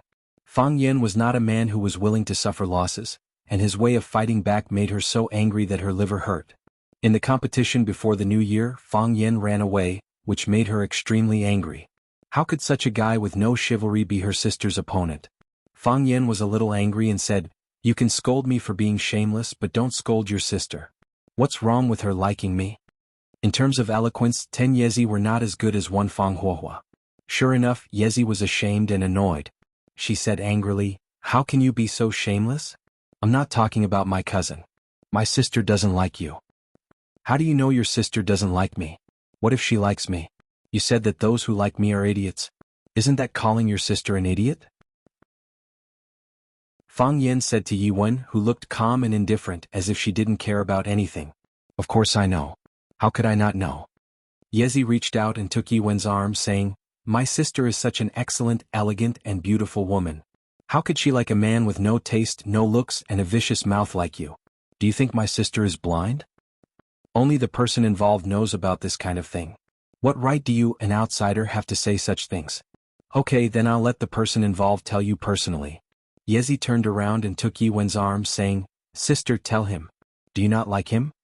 Yi Wen looked at Yezi in silence. "Sister, just tell him." Yezi showed her divine skill of acting coquettishly again. The girls of Swallow Dock didn't know how to act coquettishly, but they knew how to roll up their sleeves and fight. Yezi had lived in Yanjing City for a long time, so she learned this powerful skill. She shook her petite body and said, "Sister, say something. Say something. I want him to be convinced of his defeat." "I like him," Yi Wen said softly. In an instant, the wind stopped, the clouds dispersed, and everything was still. Chapter 424. How could he do this? How could he do this? For no reason, inexplicable and sudden, why did he suddenly confess to her? Fang Yan's face was flushed, and his heart was beating fast. His hands became redundant for no reason. It was wrong to put them in front of his chest, in his pocket, and even put them vertically on both sides of his trouser legs. Fang Yan was so anxious that he was sweating profusely. Where should he put his hands? Where did he put them before? He wasn't mentally prepared at all. How could she like him? How could she like him? She was such a proud woman. She was such a lonely woman. She was such a violent woman. She beat herself up again and again year after year. She wanted to die. She was a violent woman who had a mouth to eat but no face to see others. Fang Yan was not a fool. He could feel that Yi Gentle treated him differently from others. Whether it was when she received Fang Yingxiong's call and beat him up in front of all the students in Huaqing, or when she single-handedly challenged the Japanese sword god Chiba, she was always on his side. However, this was the style of Swallow Dock, and this was what the people of Swallow Dock should do. Just like him and Bailey Lu, the two of them would fight and kill each other when they met. If one of them was in danger or in trouble, the other would definitely fight hard to save him. Some people said that on the battlefield, the one you could entrust your back to was your brother. But in Swallow Dock, you could leave your back completely defenseless to everyone else. Oh, except for Bai Xiu. Except for Kai Dongxing. Except for Qin Keita and Li Guangwen and Gu Kite. These people either snatched Fang Yan's woman or Fang Yan's limelight. Anyway, he didn't like them. Bai Xiu snatched Fang Yan's woman and Fang Yan's limelight. Every time he saw him, he wanted to beat him up. He felt that he and Yi Rou were confidants and friends who had a tacit understanding. Why did they have a tacit understanding again? Why did he have this feeling when facing Qin Etian? Or could it be that, as long as it was a beautiful girl, Fang Huohuo would have a tacit understanding with him? Fang Yan was very distressed. He felt that he should find more girls to test if he could communicate with all the beautiful girls. More than friends but not lovers. He felt that this was the true state of Yi Rou's feelings for him. How did she fall for him? Don't you know you're making me proud? Yezi was even more surprised and unprepared. She widened her eyes and opened her mouth wide like a little fish spitting bubbles. Puff, puff, puff, puff, puff. After being stunned for a long time, she finally came to her senses. She grabbed Yi Rou's arm and shook it desperately. She said with a bitter face, "Sister, sister, I was wrong. I was wrong. I shouldn't have dragged you into this. You're saying this because you're mad at me, aren't you?" Yi Rou looked at her calmly and did not answer her question. "Sister, are you serious?" Yezi stopped acting coquettishly and asked with a serious face. "I'm not joking," Yi Rou said. She would never joke about matters of the heart. If she liked someone, she liked him. If she didn't like him, she didn't like him. Why did she have to cover up or deny it? That was not in line with her character. She didn't cover up. She was just not good at expressing it. "He is Fang Yan, isn't he?" Yi Rou nodded slightly. The man she liked was Fang Yan. "Hello, I'm Fang Yan." The word Fang means square, and Yan means two fires. "My name is good, right? What's your name?" He said when they met for the first time. At that time she was 5 and he was 6. "My name is Yi Rou." Yi Rou replied. While speaking, Yi Rou kicked him away because he broke the watermelon seedling she had just planted. The poor seedling was broken into 2 pieces. It looked extremely miserable under the scorching sun. Fang Yan climbed up from the melon field. His head and face were covered with dust. He spat out the sand in his mouth and said angrily, "What's your name, Yi Rou? You're not gentle at all. Your little dog Yi Dinosaur Yi Bandit Yi." Before he finished his words, Yi Rou punched him to the ground. How could an upright man talk so much nonsense? At that time Yi Rou didn't like to talk very much. She thought most of what people said was nonsense. Why did he talk when he knew it was nonsense? It was so strange. He bullied you when you were a child. He called you ugly, the ugliest woman in Swallow Fort. He peeked at you when you were putting on makeup and put a toad in your pocket. Yi Rou said angrily. One by one he listed all the things that Fang Yan had done to Yi Rou that were too numerous to be recorded in the book. Yi Rou smiled. She remembered all these things. "Yi Fengxing is your sister at home?" "No." "Really? Really?" Yi Fengxing said impatiently. "How many times have I told you? She went for a walk by Stone River. She went with the ancestor. If the ancestor doesn't come back, she won't come back." "That's great. Can I put this toad in her pocket?" "I don't think that's a good idea." "Yi Fengxing, are you betraying us? Look at my face. Look at how she beat me." "You can fight back," Yi Fengxing said. "If I can fight back, why would I put a toad in her pocket? You keep watch for me. I'll put the toad in her pocket." "Didn't you say she hates this kind of thing with thick hair all over its body? It's disgusting to touch." Yi Ruru stood by the window and looked into the room. Fang Yan tiptoed in and opened Yi Ruru's wardrobe. He was dazzled by the dazzling array of women's clothes in the wardrobe. He grabbed a coat and sniffed it. Then he put a toad in the pocket of her sportswear that she often wore. Coo coo coo, the toad made a few noises and jumped out of the pocket. Then 2 teenagers, one fat and one thin, hurriedly tried to catch the toad that tried to escape without any spirit of sacrifice. Finally, Toad was caught. Yiro walked into the room and beat them up without worry. Sister, Yiro was very anxious and said, "Look at him. Thick lips, flat nose, one big eye and one small eye." Fang Yan thought about his appearance seriously and said angrily, "Hey little Yiro, which eye is big and which is small? They're all the same, okay?" Yiro snorted at Fang Yan and continued to criticize Fang Yan's shortcomings. She said, "He's not handsome at all. He doesn't have any temperament. He's not tall or burly. Most importantly, his character is terrible. He can't beat you in a fight. Every time you fight, he will lie on the ground and beg for mercy. Once he said if you let him go, he will recognize you as his master. Why do you like him?" "Sister, the man you like should have the appearance of Lu Dehua, the temperament of Tony Leung, and the self-restraint of Chen Daoming. He should wear a decent suit and drink red wine or whiskey elegantly. He should have a magnetic voice and a gentle and loving look in his eyes. Look at Fang Yan. What does he have? You're so excellent. What kind of man can't you find? Why do you have to like him?" "Yes, why do I have to like him?" Fang Yan was also very interested in this question. "Except that I'm a little more handsome than others, I don't have many advantages." Yiro brushed away a lock of hair on her forehead. Her voice was calm, gentle, and firm.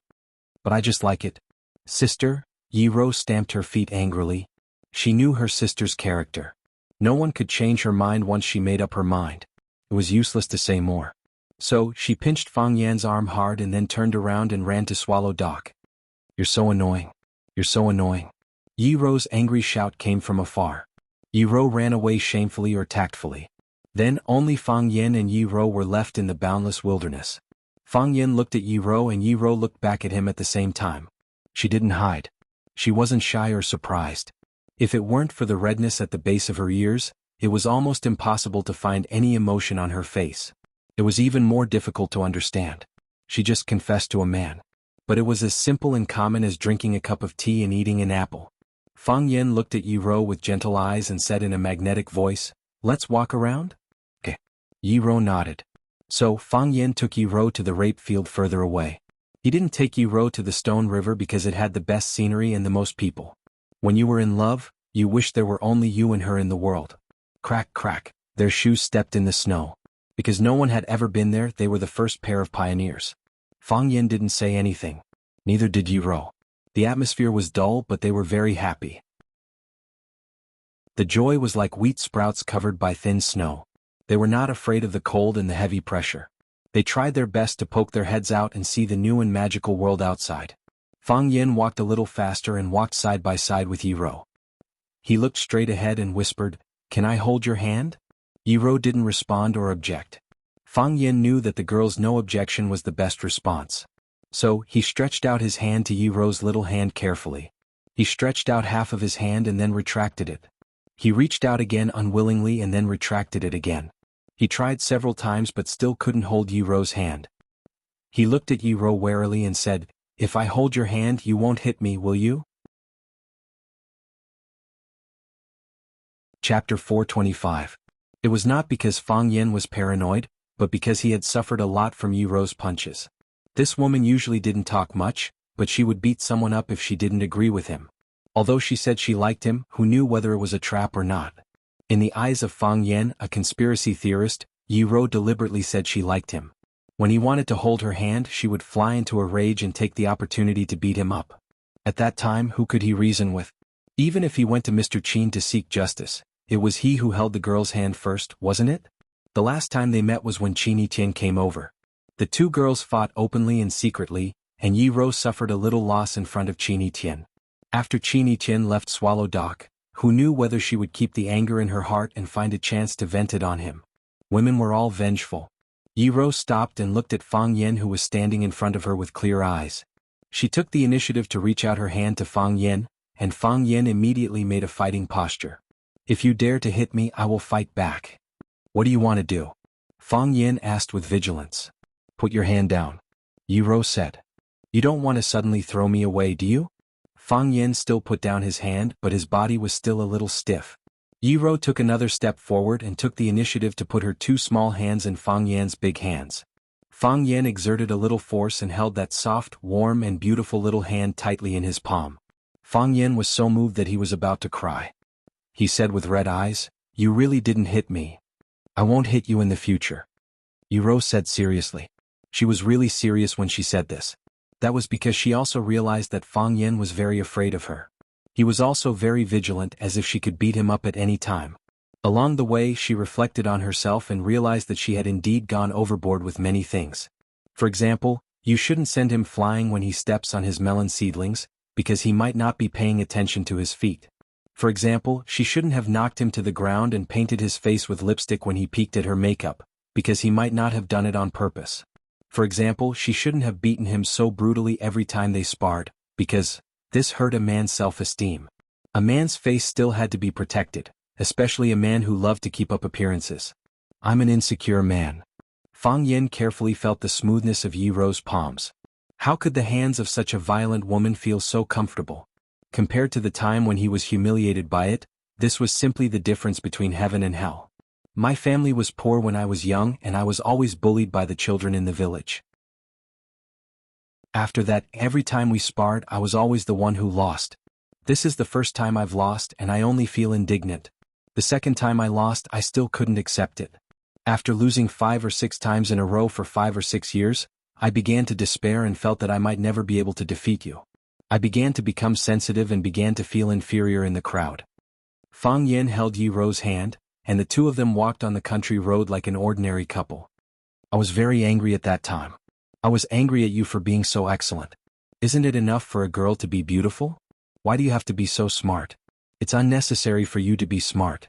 Why do you have such a high talent in martial arts? I felt that God was too kind to you, but it was too unfair to me.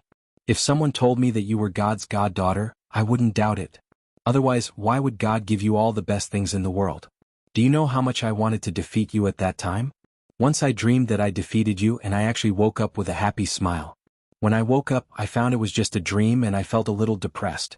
I thought that even if it was a dream, it should be a beautiful dream, so I tried hard to fall asleep and continue the dream, but I lost sleep. Fang Yen was wearing a green robe, while Yi Rou was wearing a white robe. Seen from a distance, the black and the white were a perfect match.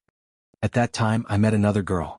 She was very beautiful, she was very gentle, and she was very understanding.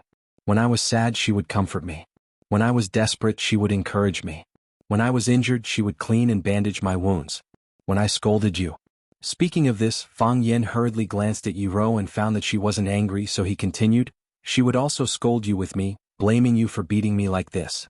Compared with you, I felt that she was an angel sent by God to save me. At that time, I felt that all the suffering I had endured had been rewarded. When I was sad, I would go to her. Sometimes I pretended to go to her. When I was injured, I would go to her and ask her to bandage my wounds. She would say some bad things about you. I often pretended to be injured to go to her." After a long pause, Fang Yen smiled bitterly and said, "I thought she and I were a perfect match. She knew my feelings and I also knew hers. At last, I tragically found that she already had someone she liked, and I was just an insignificant person." Yi Rou held Fang Yan's hand tightly, expressing her comfort and sympathy for him. "I was a failure. I felt that I was a failure of a man. For a long time I was very sad and timid. I was a very fragile man, and I felt that I couldn't bear such emotional pain again. Since then, I have been very careful and prudent about relationships." Fang Yen held Yi Rou's hand tightly and said in a low voice, "What you said just now is true? You didn't lie to me, did you?" "I didn't." Yi Rou also held Fang Yan's hand tightly, looked into his eyes seriously and said, "I didn't lie to you. If I lied to you, how could I get angry when I saw you with her? If I lied to you, how could I beat you more angrily every time you went to her to bandage your wounds?" Of course, Yi Rou would not tell Fang Yen this secret. Looking at Yi Rou, Fang Yen tried to calm down his heartbeat and said, "Later, I found that you have always been by my side. Some people say that a woman is made of a man's rib. So, you must believe that there must be a woman in the vast sea of people who will love you as much as she loves her own body. Because you are her body and she is your limb. You must have a close relationship like implanted flesh and blood. In your life there must be such a person. She will always be by your side through thick and thin and never leave you. Four eyes met and there were bright sparks in their eyes. Fang Yan licked his lips and said, I have one more question. Can I kiss you? Yi Ro's pretty face was smeared with a layer of peach blossom red, and she lowered her head in silence. Fang Yan held her pretty face, closed his eyes and kissed her gently. It was soft, sweet, fragrant and dazzling. It was a wonderful feeling. It was like a long and wonderful dream, which you indulged in and never wanted to wake up. Fang Yan's lips lingered on Yi Ro's for a while, and then he reluctantly broke away and said with a happy face, This is my first kiss. What about you? Bang. Yi Ro punched Fang Yan's eye. Caught off guard, Fang Yan fell to the ground with a miserable howl. Fang Yan climbed up from the snow, covered his golden eyes and shouted angrily at Yi Ro, Liar, all women in the world are liars. I'd rather believe in ghosts than believe in a woman's stupid mouth. You promised me that you wouldn't hit me again. What are you doing now? You're such a liar. Yi Ro stood still and looked at Fang Yan with a sneer and said, It's your fault for saying something wrong. What did I say wrong? Which sentence? Fang Yan was like an engine that had been shut off. He suddenly became silent. He said it was his first kiss and then he asked Yi Ro if it was. Didn't this mean that there was a second possibility? Does Yi Ro kiss any other man besides me? It seemed that he had indeed said something very stupid. How do you scold me when you're with her? Yi Ro looked down at Fang Yan who was lying in the ditch and suddenly asked aloud. Fang Yan's eyes lit up. Fang Yan's heart suddenly skipped a beat. Didn't she change the topic too fast? How did she scold me? Actually, it's not really a scolding. She just said that your kung fu was too good and you were too proud so you bullied me. Fang Yan smiled awkwardly. Now that I think about it, maybe I was jealous of you. Think about it, a man like me was always bullied by a girl. Who could accept such a thing? What did you use to bribe Yezi?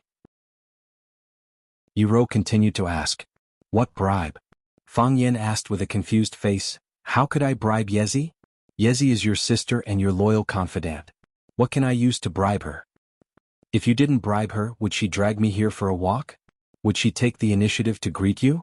Would she force me to ask if I liked you? Would she cooperate with you to put on this show? Yi Ro raised her doubts one after another. Coincidence. Fang Yan smiled and said, It's a complete coincidence. Don't misunderstand.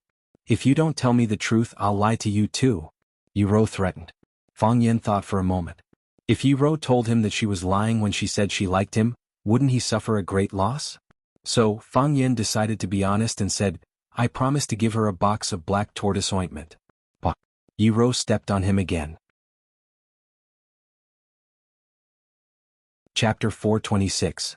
Yi Ro had planted two moles, Fang Yingying and Fang Haohan, on his side, or they might have taken the initiative to surrender, which made Fang Yan feel that he had suffered a great loss. He had also tried his best to persuade Fang Yingying and Fang Haohan to be his double spies, which meant that they seemed to be helping Yi Ro, but in fact they were helping him. They nodded without blinking an eye. Fang Yan had completely given up on these two guys who betrayed him. Originally, Fang Yan couldn't bribe Yezi. Yezi was Yi Ro's hardcore fan, so it was impossible for her to betray Yi Ro and sell any information about her. Moreover, she and Fang Yan had always disliked each other. She thought Fang Yan had no backbone and integrity, while Fang Yan thought she talked too much nonsense by acting coquettishly and cute. They often quarreled when they met, and even recently they often made sarcastic and vicious attacks on each other. However, the arrival of Qin Yitian solved this problem for Fang Yan. When Qin Yitian came to Swallow Dock to pay a New Year's visit, he brought a lot of valuable and rare gifts. One of them was Shengue ointment, which was hard to find in the human world. The so-called Shengue was also called the fire turtle. Its whole body was red, and it was mostly born in the sea or valley of volcanic eruptions. It was said that this kind of turtle was very spiritual. It could predict the volcanic eruption months in advance and then migrate in groups. It lived in volcanic rocks for a long time, and volcanic rocks had excellent skin care and beauty effects. Therefore, the turtle's shell on its body was a pure natural beauty product. When Fang Yan chatted with Yi Fengxing, he deliberately explained the effects of Shengue ointment in detail, and Yi Fengxing naturally conveyed this to Yezi. Yezi's mother's birthday was coming, and as a daughter, she was worried about what special gift to give her mother. How could she remain rational when she heard that there was such a thing? She begged Yi Fengxing to ask Fang Yan for Shengue ointment, even if it was something in exchange. Yi Fengxing brought her to Fang Yan and asked her to personally discuss the deal with Fang Yan. After some intense and friendly communication, Yezi agreed to Fang Yan's small condition. Of course, Fang Yan also promised to give Yezi a black turtle ointment as a thank you gift. But he didn't expect that Yi Ro would still see through his covert cooperation. Fang Yan had some confidence in his acting skills. Yi Ro's eyes widened and her mouth opened wide like a little goldfish spitting bubbles. Her incredulous expression was at the level of a movie queen. How did Yi Ro find out? Yi Ro violently beat up Fang Yan. She stepped on Fang Yan's chest and shouted, "Tell me, do you like me?" "I like it," Fang Yan replied embarrassedly. He felt that he must have blushed because he was too embarrassed to look into Yi Ro's eyes. However, he also wanted to look into Yi Ro's eyes. He wanted to see the look on her face when she heard the answer, to see her cute expression when she was shy. How could he like Yi Ro? How could he not like Yi Ro? When you understand the truth of the matter, when you know more about this woman. When you knew that she disobeyed the arrangements of her family and accepted the dual request from the Fang family year after year, when you were in danger, she was the first to rush to the city thousands of miles away to rescue you. When you were in danger, when you saw her face filled with sorrow as she watched the tragic scene when she broke free from the net, and when those birds flew away, her expression of joy and relief, the conflicts when you were young became beautiful marks in your memory. The fights and quarrels and being beaten became the flowers blooming on both sides of your life. Every interaction was lovely, and every contact was worth remembering. When you realized that even being bullied by her became a kind of sweetness, is this the legendary arrival of love? Yi Ro blushed slightly. Then she withdrew her foot with satisfaction and said, "I also want a black turtle ointment." Then she turned around and walked towards the village. She walked gracefully and briskly. Fang Yan was lying in the rape field with a happy and sweet smile on his face. All of a sudden he felt that he had become a Superman and that he had the whole world. "Yi Ro!" Fang Yan shouted at Yi Ro's back. Yi Ro's body slightly paused, but she didn't look back. "Yi Ro!" Fang Yan shouted at the vast sky. The clouds in the sky dispersed and no clouds stopped for him. When you like someone, you want to let the whole world know. He looked at Fang Yan strangely and said, "Why does my sister like you?" Fang Yan smiled with his eyes narrowed into slits and said, "Why can't she like me? She and I are childhood sweethearts. We are the two most outstanding young men in Swallow Fort, the first and second in Jianghu." Yi sneered and interrupted Fang Yan's self-praise. She said disdainfully, "What kind of childhood sweethearts are you? When did you pick green plums with my sister? When did you ever ride a childhood horse with my sister? Except that you were beaten black and blue by her, what else do you have to show off?" Fang Yan was so angry that he retorted, "Did your math teacher teach you Chinese? I was just making an analogy. Childhood sweethearts don't necessarily have to pick green plums and ride with each other. It can also mean that we grew up together. Your sister has seen me in open crotch pants. Have you seen it?" "Hooligan." He kicked him. Fang Yan dodged lightly and said, "If you call me a rogue again, there will be no more black tortoise ointment." "You dare to lie to me?" "Why wouldn't I dare?" Fang Yan sneered. "Anyway, I don't need you. You are a despicable man who breaks his promise. It's not good for your sister to know that you scold your brother-in-law like this. You are not my brother-in-law. My eldest uncle won't agree, my second uncle won't agree, my father won't agree, and my grandfathers won't agree. No one in the Yi family will agree." Fang Yan thought about it seriously and felt that Ye's words were very reasonable. He was speechless. So he looked at Yi with a kind face and said, "Sister Yi, why don't you talk to your father and let him stand on my side?" It was better to rope in as many people as possible. There was strength in numbers. If the Yi family held an internal vote for this matter, Ye's vote was also very important. Yi raised her head and glanced at Fang Yan saying, "Why?" Fang Yan quickly took out a delicate steel box from his arms and said, "This is for you." Yi took the black tortoise ointment and said, "This is for me." Fang Yan handed over another one and said, "This is for you too." Yi blinked her eyes and looked at Fang Yan saying, "Are you trying to bribe me?" "Yes." "Deal." Yi nodded happily. "Then can I take this box too?" "Yes." Fang Yan nodded affirmatively. Yi held the two boxes of black tortoise ointment and skipped back. Fang Yan took out his mobile phone and sent a message to Yi Ro, "Honey, Yi brought the black tortoise ointment back for you." Then Fang Yan put his mobile phone in his pocket and went back to sleep adorably. Time was like the cell phone data used up quickly. On the 8th day of the Spring Festival, his aunt's family decided to return to Mingzhu. His uncle, Zhou Fan, would start work on the 9th, and Zhou Numerology would go back to school early on the 10th. On this trip to Swallow Dock, they had experienced far too many things, and the feelings of this family were truly too great. They had experienced life and death after being poisoned, and they had experienced the life and death of the Sword God's family. They had experienced the tragedy of almost being ruined, and they had also experienced the beauty of family reunion. They had seen the mysterious Yi family and the powerful Qin family. They also knew the connections behind Fang Yan's little nephew and the influence he could bring.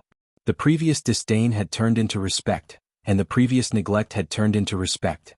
Fang Yijing hugged Fang Yan and said softly, "Fang Yan, our Fang family has placed all our hopes on you. You have to work hard. Don't let grandpa down and don't let your parents down. And he will always support you. And don't worry," Fang Yan said with a smile. "The Fang family will definitely rise again.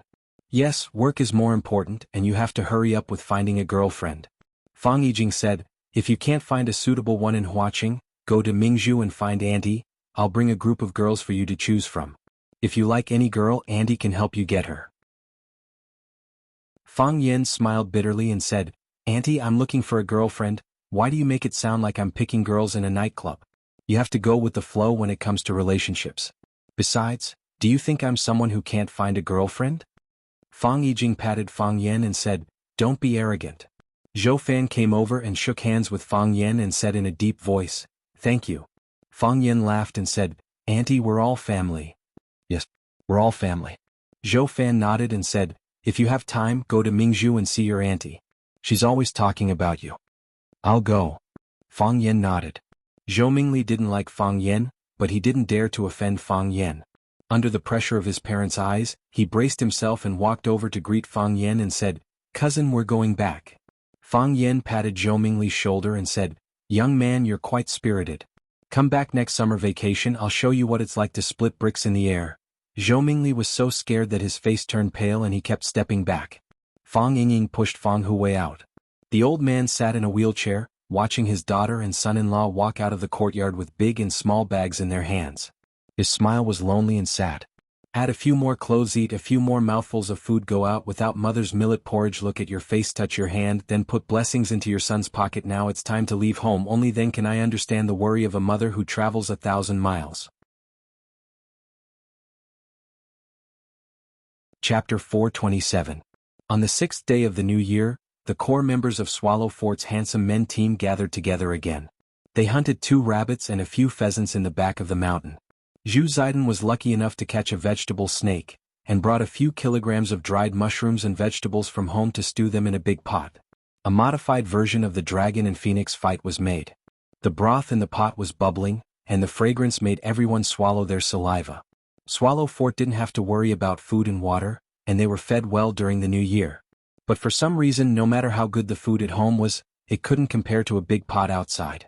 Home flowers didn't have the fragrance of wild flowers, and fat meat couldn't compare to wild vegetable soup. Ruan Qian stood by the stove, adding oil and salt, stirring the pot from time to time with a large wooden spoon to prevent the meat from getting wet. Li Xiaotian, Zhu Ziden, and Chen Yanqing and Wang Kaixian, who had just returned home for the new year, were lying on the hay bed drinking wine, occasionally looking into the distance. "What's going on with Fang Yan and Yi Fengsheng? Why aren't they here yet?" Zhu Ziden drank a mouthful of wine and asked in confusion. "If they don't come, then they won't come. We'll finish the meat and drink the wine. If we're late, they'll have to wash the bowls." Ruan Qian smiled. Ruan Qian's words make sense. "Come, brothers, let's eat, let's finish the soup." Chen Yanqing jumped up from the ground, grabbed a bowl, and was about to grab a spoon to eat the meat. Ruan Qian grabbed the spoon and didn't let go, saying, "Wait, wait, the meat is still raw." "Yi Fengsheng is here," Zhu Ziden shouted. The chubby Yi Fengsheng ran over, panting. He bowed repeatedly and apologized, saying, "Brothers, I'm late. I accept my punishment, I'll drink 2 more bowls later." Zhu Ziden laughed and scolded, "Brothers, did you hear that? Yi Fengsheng is late and he wants to drink more? Do you agree?" "Disagree." Everyone shouted in unison. Wang Kaixian threw the wine to Yi Fengsheng and asked, "Where's Fang Yan? Didn't you 2 come together?" Yi Fengsheng gulped down a mouthful of liquor and panted heavily. "He didn't come with me. When I went to his house to look for him, his mother said that he went out early in the morning."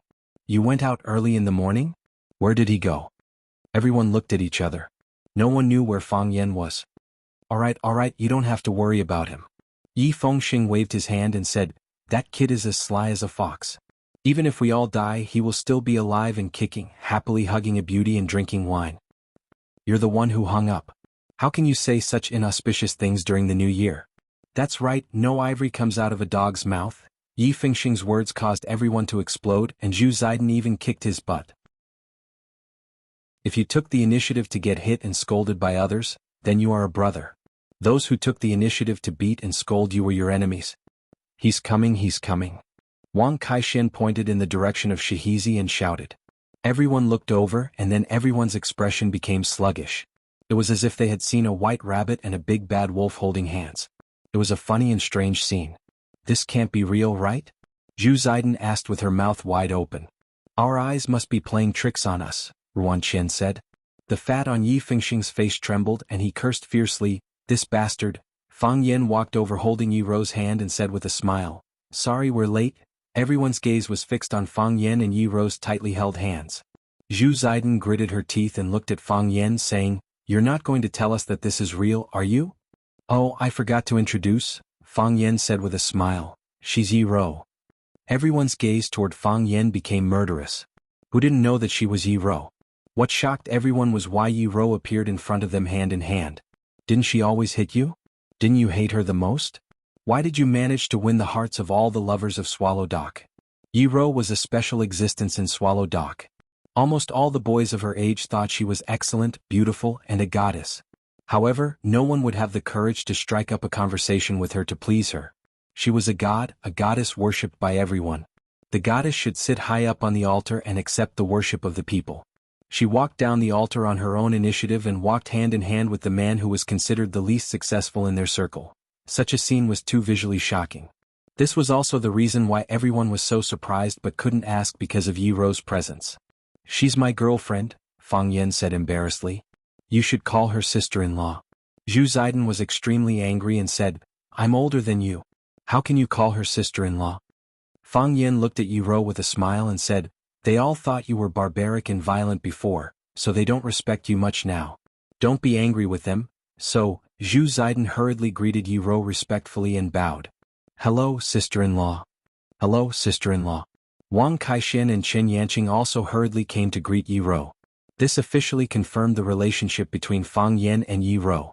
Yi Fengxing grabbed Fang Yan and shouted angrily, I went to your house to find you, but you went to my house?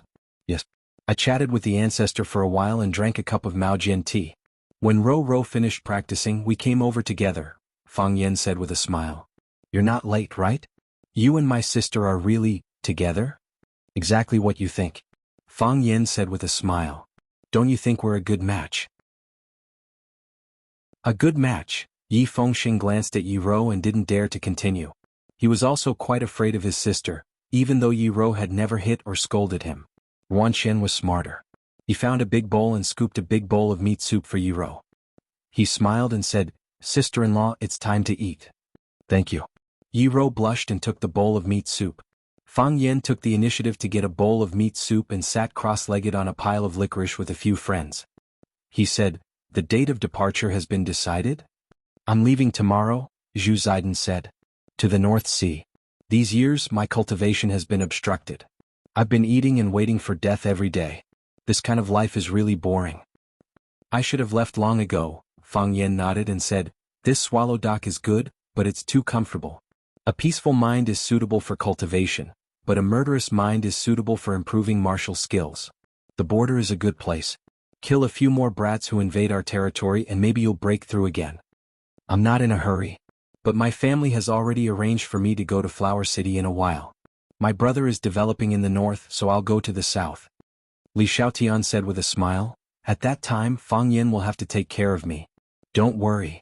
Fang Yan nodded and said, I'll introduce a few friends to you when I go to Flower City. Ruan Qian glanced at Yi Rou and said, Uncle Donghai is going down to train after the new year. I'll be third uncle's secretary. Lin Donghai had worked by Yi Daoling's side for many years, and now he was going to work in Jingjin City. He could be considered a daughter-in-law of many years becoming a mother-in-law. With Lin Donghai being sent down, Yi Daoling lacked a usable person. This time he didn't choose from the Yi family's direct descendants or collateral descendants. Instead he chose the smart and careful Ruan Qian. This also showed the Yi family's attitude. Swallow Dock was everyone's Swallow Dock. The Yi family was willing to lead everyone to a brighter and better future. Through the last incident, the Yi family was finally willing to stand up and be the leader of Swallow Dock. Everyone praised Ruan Qian, telling him to perform well and strive to become a capable person like Uncle Donghai in the future. Ruan Qian smiled shyly and said, "The person third uncle values the most is Fang Yan. If Fang Yan is willing, then I won't have a chance." "You can't say that." Fang Yan encouraged Ruan Qian. "Last time I talked with third uncle. He has a very clear understanding of your abilities. He chose you as his secretary after careful consideration. Otherwise, why didn't he use Yi Fengsheng? Why didn't he use Zhu Zaidan or Li Xiaotian?" "I will work hard," Ruan Qian said with a firm gaze. Chen Yanqing was going to take a temporary position in a city or county after the new year to prepare for future promotions. Wang Kaishen was going to study at a military academy. In the future he was going to walk the military path like his father. Other than Yi Fengxing, the youths of Swallow Dock were about to go their separate ways. Yi Fengxing was in a very bad mood. He raised the bottle of liquor in his hand and proudly declared, "Each of you have your own path, each of you have your own place to go. I will stay at Swallow's Dock to help watch over the house. I wish you all a bright future and a bright future." Fang Yan glanced at Yi Fengxing and sighed softly. "We'll go to Yinjing again in a couple of days and have a good talk with third uncle. You have to go out for a walk. If you really can't, you can come with me to Huaqing. With everyone together, you won't have to worry about not having a bowl of rice to eat." "That's right. Why don't you come with me to the North Sea?" Zhu Zaidan said. "Let's go to the military academy." Wang Kaishen grinned. "I was just worried that I would be bored inside alone." Yi Wen glanced at Yi Fengxing and said, "Do whatever you want. Ask for whatever you want. No one can help you. The only person who can help you is yourself. If you don't even have the courage to go out, how can you climb to the peak of martial arts?" Yi Fengxing was stunned for a long time. Then he happily jumped up from the ground and ran towards the village. His running posture was very strange. He looked like a big black bear running left and right. Everyone laughed for a while, feeling happy for him from the bottom of their hearts. Fang Yan raised the wine bottle in his hand and said, "A good man's ambition is to travel far and wide. Going home is to find the best girl. This separation is for the sake of a better reunion in the future. Everyone, I wish the Prince Charming team of Swallow Dock a bright future and success." Clang. Everyone's wine bottles clashed together. The melancholy of parting turned into bowls of burning knife after knife. Chapter 428. A few days after the new year, the snow on the road had mostly melted.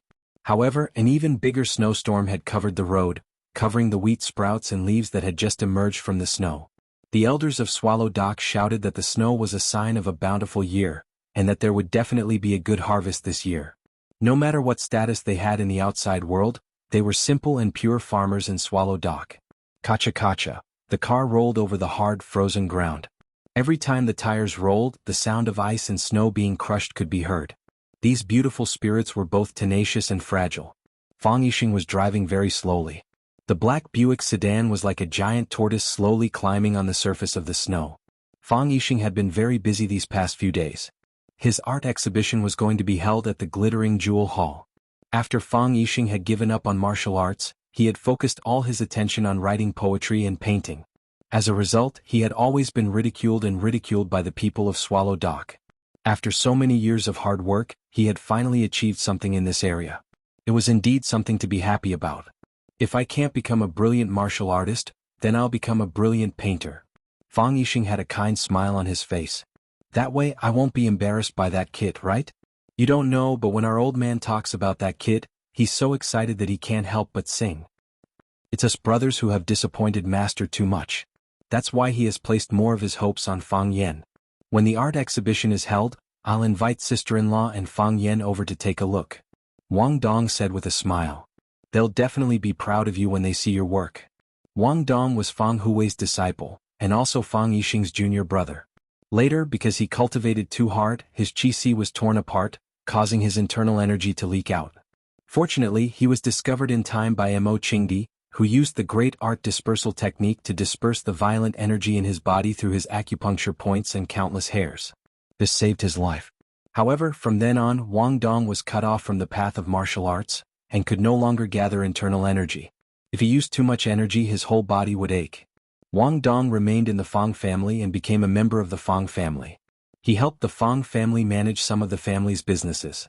Following the paralysis of elder Fang Huwei and the sudden death of Mo Qingdi, the Fang family's business plummeted. Their market share was almost swallowed up by others. Since Wang Dong didn't have a place to use his skills in Beijing, he could only work as an assistant to Fang Yixing's art exhibition. When Fang Yixing was rushing between Swallow Dock and Swallow Jing City, Wang Dong acted as his temporary driver. "Yes, we have to bring them to have a look," Fang Yixing said with a smile, but there was a desolate look on his face. "If we don't give that fellow a good shock, I'm afraid we won't be able to control him. I heard that he's dating a child from the Yi clan. Isn't he afraid that the Yi clan will break his legs? Let the children handle their own matters." Wang Dong consoled him. "If this matter really succeeds, then it'll be a match made in heaven for our Swallow Dock. In the past I felt that Fang Yan and Miss Yi looked like a couple. The Yi family's attitude was important, but it wasn't the most important. The key is still Miss Ye's choice. Yes, I'm very satisfied with the Yi clan's daughter's appearance and character. It's just that she's too unsociable and her martial arts are a bit too high. I'm afraid that Fang Yan will be bullied." Fang Yixing thought of his son's miserable state every time he sparred with Yi Ro. He couldn't help but worry about his son's future marriage.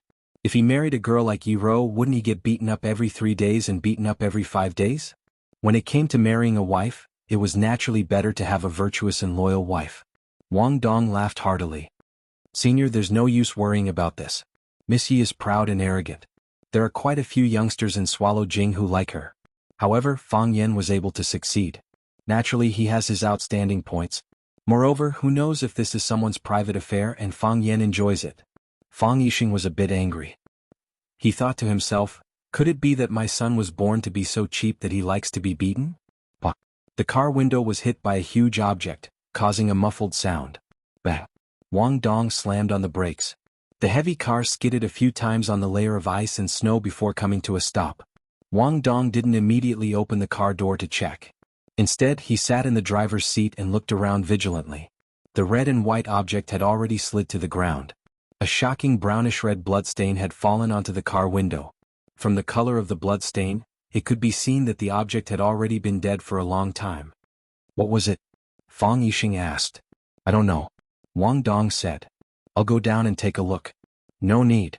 Let's go," Fang Yixing said with a serious expression. "There might be trouble."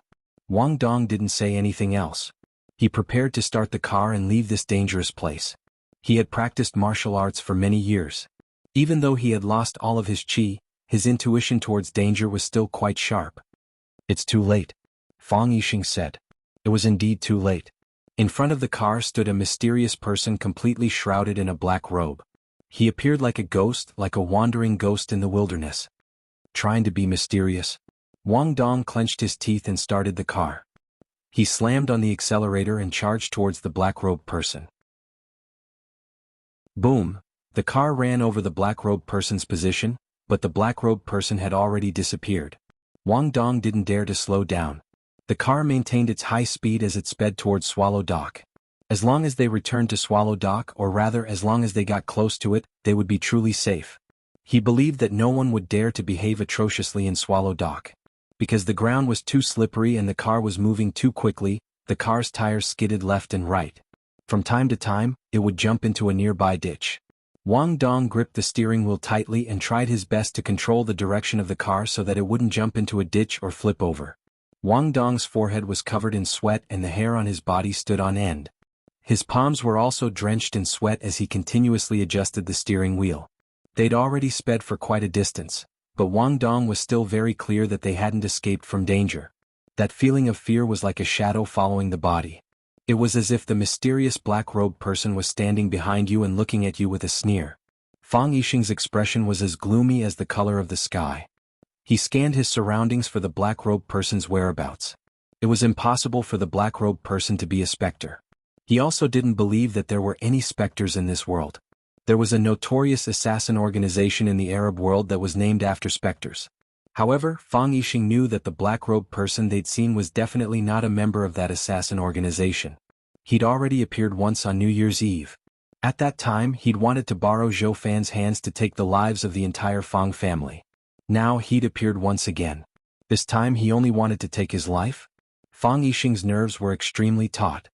He was extremely clear that the danger hadn't truly been resolved. He'd seen a lot of things in Swallow Dock, so he didn't think that he'd be able to leave the black-robed person behind just by sitting in the car. This was because there were many people in Swallow Dock who could truly start their cars faster than a car. The fact that they'd suddenly appeared and then suddenly disappeared proved that the black-robed person's speed had already reached the limit. Furthermore, Fang Yin had said that the black-robed person had escaped in order to save Zhou Fan when they'd fought. Not everyone could escape from Fang Yan's hands. Especially escaping from Fang Yan's hands. Crack. A crisp sound rang out from above their heads. The hard metal roof of the car was sliced open by a sharp blade, which pierced towards Wang Dong's head. Wang Dong's body leaned forward, avoiding the most dangerous position, which was his head. Jump out of the car. Wang Dong shouted loudly. The black-robed person was on the roof of the car, above their heads. As long as he wanted to, he could stab them 180 times at any time. With such a small space to move around and dodge, every stab could cause them fatal damage. He shouted loudly for Fang Yixing to jump out of the car first.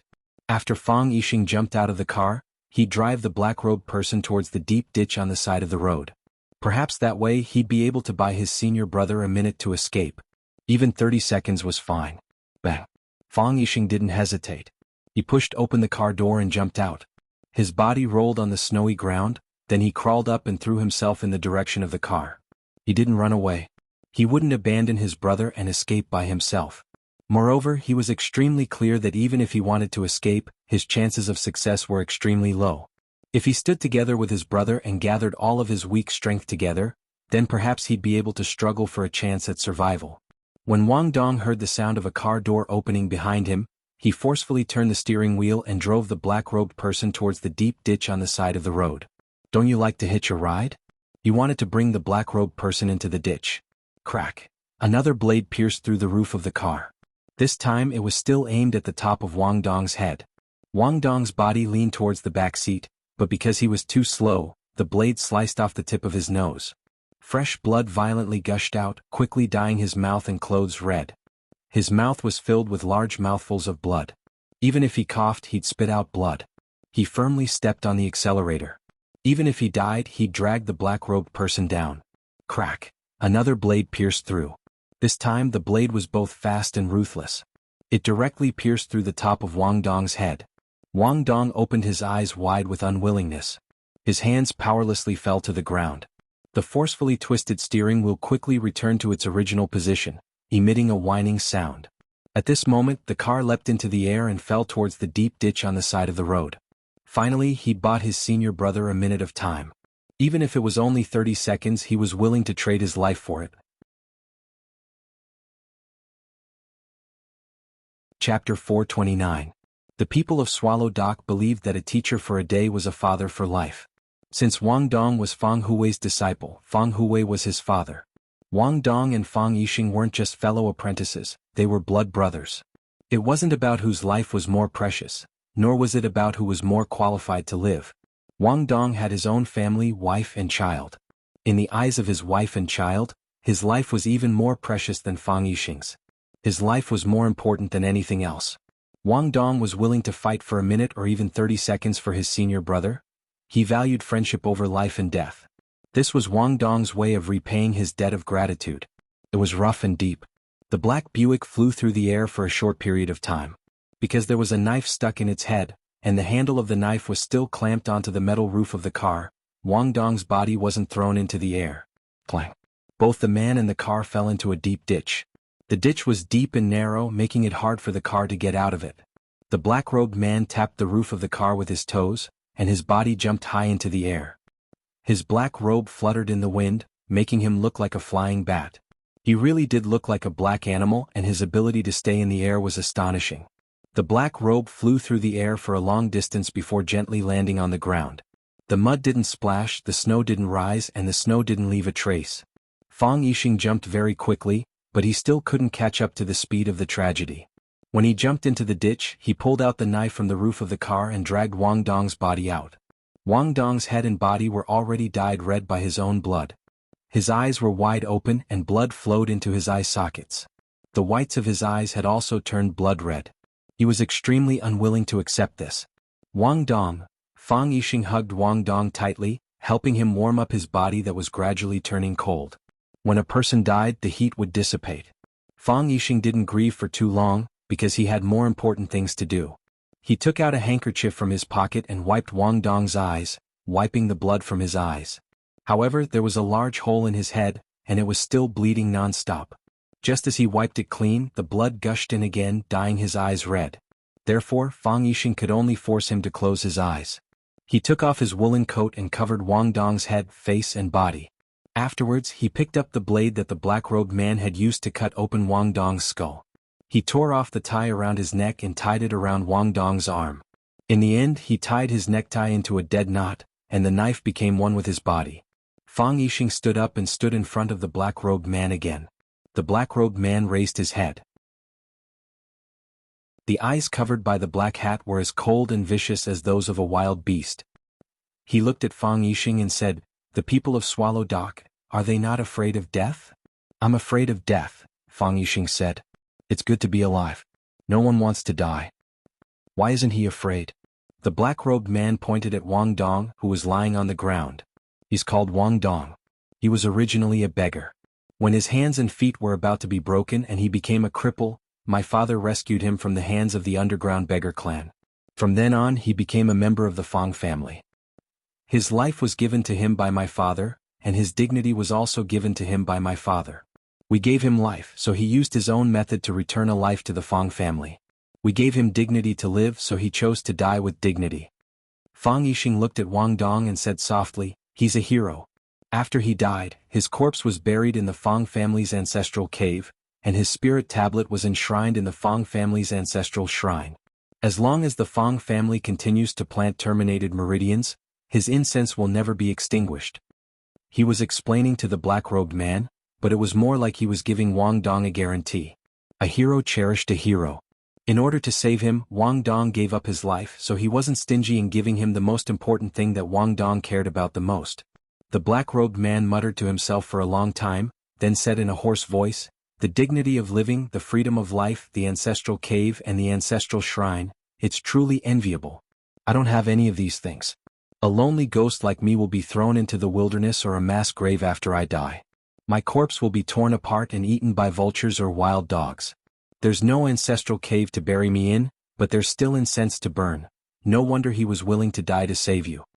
After pausing for a moment, the black-robed man asked again, "Then what about Zhou Fan?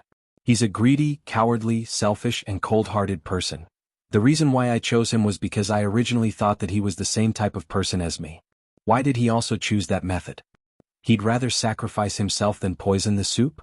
And why was he willing to die for you?" A proud and gentle smile appeared on Fang Yixing's face as he said in a loud voice, "Do you know what home is?" "Home."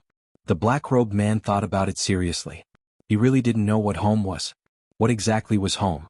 Was it a house that could shelter you from the wind and rain? Was it a pile of luxurious, high-class furniture? Or was it to provide you with different women every day? Home is a family. Only when there are people can there be a home. When you get home from work, your wife will have already prepared dinner and boiled chicken soup. When you go out for business, your son will call you over and over again, asking why your father isn't back yet. The two of you will sit at the same table and eat. You will scold your son for his naughty behavior, and you will teach your daughter to study hard. Even when other children's parents come looking for you as a father, you will stand up and apologize to them or argue with them. Fang Yixing's smile was very gentle, but his eyes began to tear up. The wife he mentioned was his wife, and the son he mentioned was his son. The family he mentioned was his family. He probably wouldn't have the chance to enjoy this kind of happiness ever again, right? You're right, Zhou Fan is indeed the type of person you described. In terms of personality, he is the same type of person as you, but he can't betray his wife and child and he can't abandon his family and happiness. He has experienced it and he has enjoyed it. Those who have experienced it and enjoyed it will never be like you, like an animal's way of thinking and acting. He fearlessly told the truth and saved the Fang family. The Fang family also gave him tolerance and understanding and gave him a complete family. The black-cloaked man nodded and said, "You have taught me a lesson. What you said is something I have never experienced or enjoyed, but it is very comfortable to listen to. I don't want to give up my life, I want to try my best to live. That's why I live my life for others, to kill people." The black-cloaked man looked at Fang Yixing and said, I respect you, I gave you a chance. Unfortunately, until now no one has come to save you, then I'm sorry. No need to apologize, Fang Yixing shook his head. I don't accept your apology. You don't need to give me a chance, I don't need any chance from you. I know you came for my son, but this is even more worrying than coming for me. As a father, I don't have much ability, and when my son is in danger, I can't do much. But I have learned some martial arts before. I can't help him much, but I'll help him exhaust some of your strength. The hatred in the black-cloaked man's eyes disappeared, but his voice was still hoarse and unpleasant to hear, but he said with an extremely serious tone, I like to torture people, but I won't torture you. You will die a quick death. Fang Yixing didn't say thank you. He wouldn't say thank you to such a person. He tightened his grip on the long saber, lowered his body, and took the initiative to charge at the black-cloaked man. Crack, crack, crack. The leather shoes on his feet stepped on the hard layer of snow, causing the accumulated snow to make crunching noises. He rushed in front of the black-cloaked man, and then slashed at his head. Mountain-splitting saber. This was the simplest and most vicious move among saber techniques. It was the saber technique of the Zhao family of Swallow Dock. After that incident he had tried countless times, and this was only one of his countless failures. The Fang family was good at Tai Chi, and the Tai family of Tai Chi had an extremely high status in the Jianghu. But Tai Chi needed strength. Tai Chi without the support of strength was just fancy Tai Chi. Some Tai Chi experts didn't even need strength, and only needed technique to bring someone down. But Fang Yixing knew very well that with his Tai Chi cultivation without strength, facing an opponent like the black-cloaked man, the only road left for him was death. He didn't want to win and only wanted to fight to the death. The saber's energy was sharp, fierce, and decisive. The whistling cold wind was slashed apart by this saber, and even his body became hot. Fang Yixing could only use 70% of his power in this saber, but because of the murderous intent in his heart, there was an additional power that could frighten one's soul. Whoosh! The black cloak shook, and the black-cloaked man's body flew into the air, and he started to retreat at an extremely fast speed. He actually chose to retreat. A saber with no chance of survival, a saber that would put himself in a dead end, naturally could make people feel fear. Fang Yixing only wanted to use this saber. Fang Yixing thought that he could only use this saber. The black-cloaked man retreated, and his battle intent surged once again. The long saber that was tied to his palm and arm let out a sharp sound, waiting for the moment to drink blood and seal the throat to arrive. Fang Yixing's body rushed forward, and he chased after the black-cloaked man. One retreated and the other attacked. Fang Yixing ran faster and faster, and in the end his feet didn't even touch the ground and his body jumped high in the air. Another saber slashed over. It was still a machete with no defense, a machete with no return. Bah! The black-cloaked man swung his long sleeves and a long black cloth covered Fang Yixing. Fang Yixing didn't dodge, and his saber slashed towards the black cloth. Rip! Fang Yixing's saber slashed a huge hole in the black cloth, but Fang Yixing's body was kicked away by the black-cloaked man's leg that came out from below. Thump! Fang Yixing's abdomen was hit, and his body fell onto the snowy ground, sliding backward. He slid for a very, very long time, until the inertia disappeared and his body finally stopped. He felt a sweetness in his throat and a large amount of blood came out. I'm not dead and I didn't lose my saber. Fang Yixing wiped the blood from the corner of his mouth, and the saber was still tied to his arm, and he thought, I can still slash again. Chapter 430. Cough. It trained the muscles, bones and skin on the outside and the breath on the inside. If there was no breath in the body, no matter how hard one trained, it would be hard to achieve the invincible body of Vajra. Fang Yixing was in such a situation. He lacked energy in his body, so he could only rely on his skin to block external injuries. Skin and flesh like tree bark, skin and flesh like steel, skin and flesh like gods. To Fang Yixing he was only at the stage where his skin was like tree bark. If the black-robed man's kick landed on Fang Yan's body, it would only hurt a little. There wouldn't be any internal injuries. But if this kick landed on Fang Yixing, it would be enough to hurt his muscles and bones. He spat out mouthfuls of blood. One of his arms was tied with a long knife, so he could only rely on his other arm to support himself as he struggled to get up. Because he was injured and spat out blood, the heat in his body was quickly draining. His body felt cold, as if he was standing in a snowstorm wearing only a single layer of clothing. Fang Yixing tightened his grip on the long knife in his hand. He bent his body and charged towards the black-robed man again. Machete. A machete that could open wide. A machete that could only kill him. His footsteps were hurried as though he was rushing to his death. His breathing was rapid as though he was about to collapse. He raised his right hand high, and the cold and sharp blade slashed towards the black-robed man again. The knife just now tore through his clothes. It would be best if this knife could slice off a piece of his flesh and remove one of his arms. This was a battle of unequal strength, so Fang Yixing only wanted to injure his opponent and never thought of winning. Of course, the price he had to pay was death. This was also why he was so reluctant. Unfortunately, reality was crueler than he had imagined. He couldn't even hurt his opponent. He couldn't even touch his body. Fang Yixing's body was only halfway through when the black-robed man also charged in his direction. Before their bodies could come into contact, before Fang Yixing's saber could strike down, his body was once again sent flying by the black-robed man's black robe.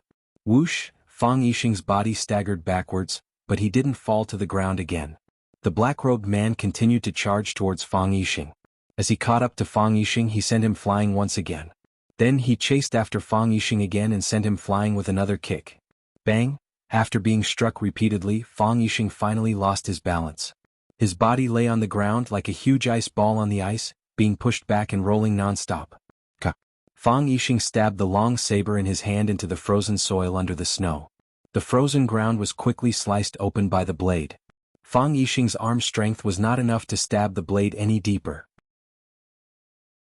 Under the pull of Fang Yixing's body, a long straight line was formed. Dang! The long blade collided with a hard rock.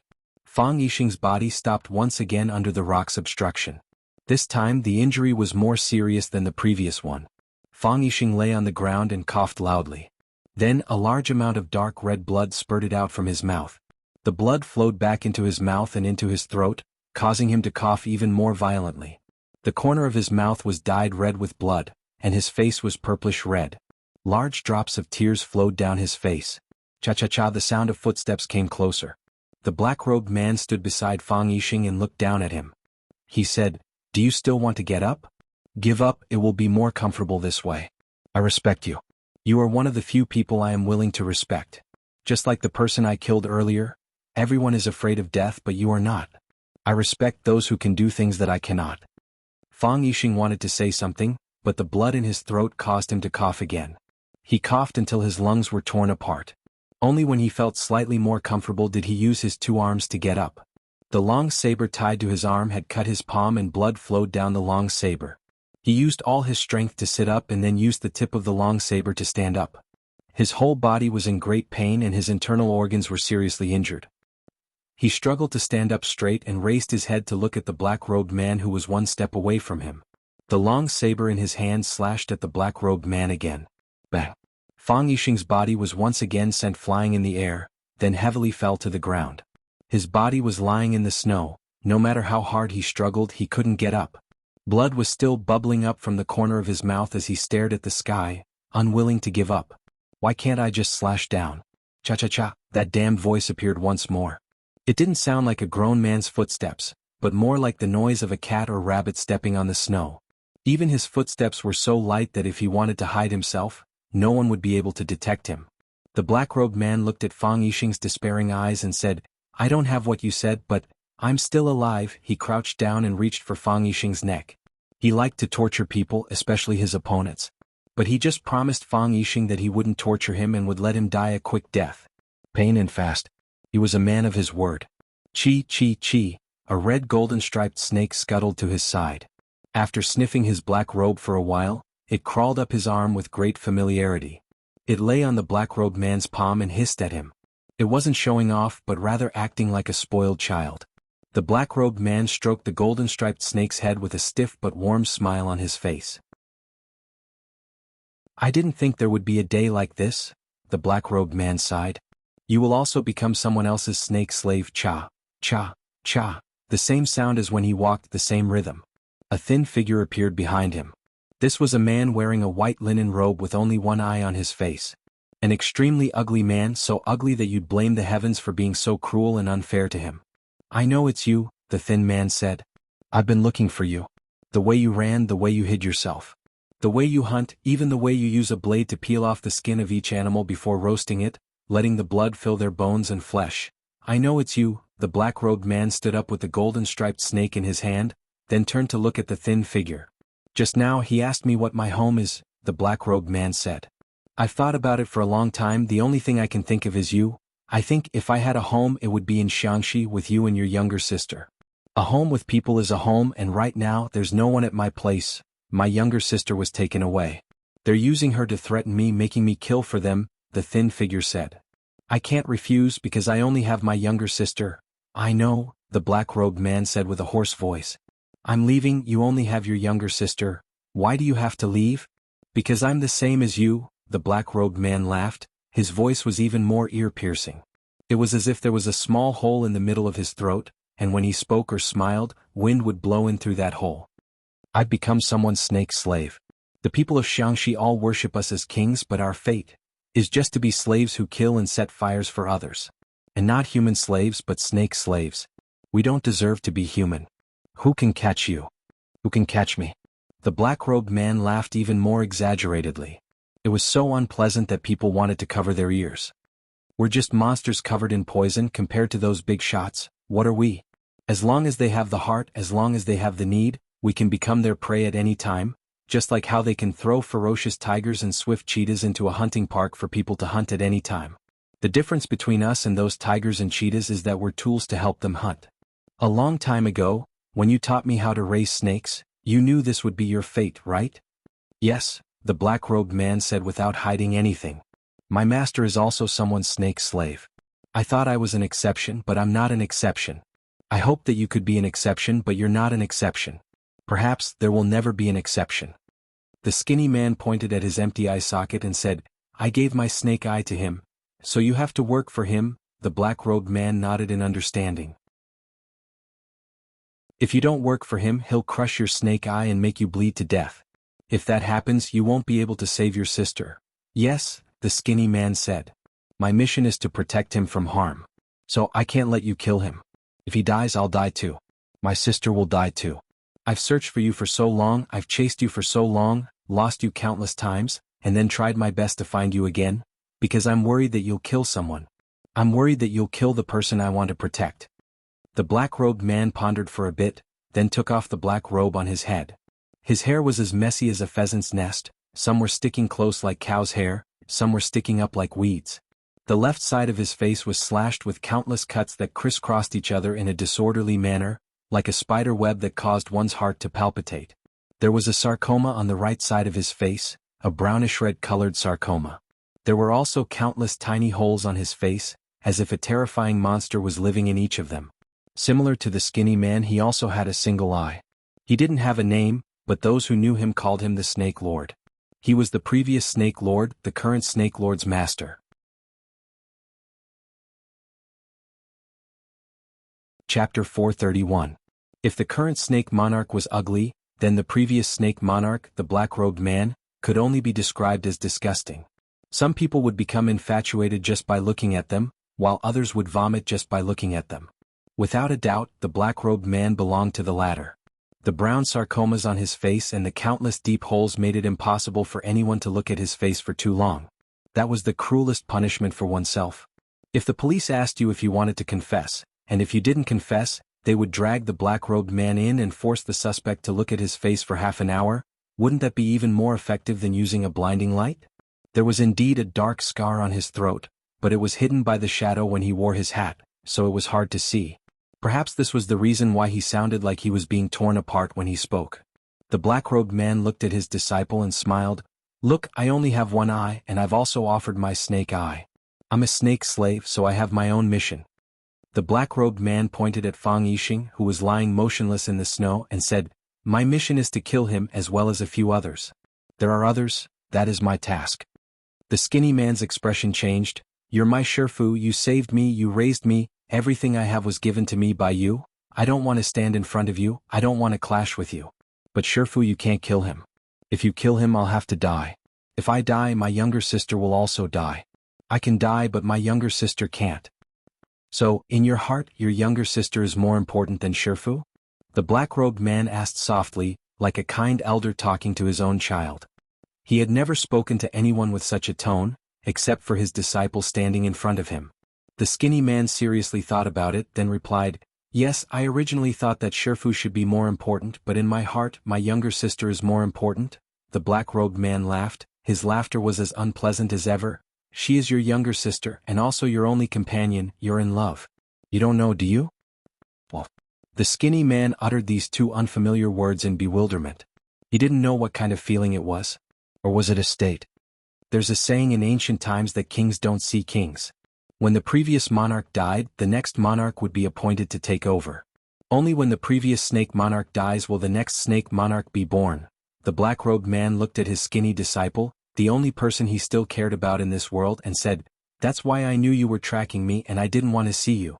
I used all kinds of stratagems to lure you somewhere else, and let you walk into one trap after another. I didn't expect that you would still find your way here. This is something I don't want to see." The black-cloaked man said, "Since this matter has already been discovered, you and I have no other way out. Master, I beg you," the skinny man begged, "please take a step back. If we take a step back, no one will die." He didn't want to kill his master. How could he kill his own master?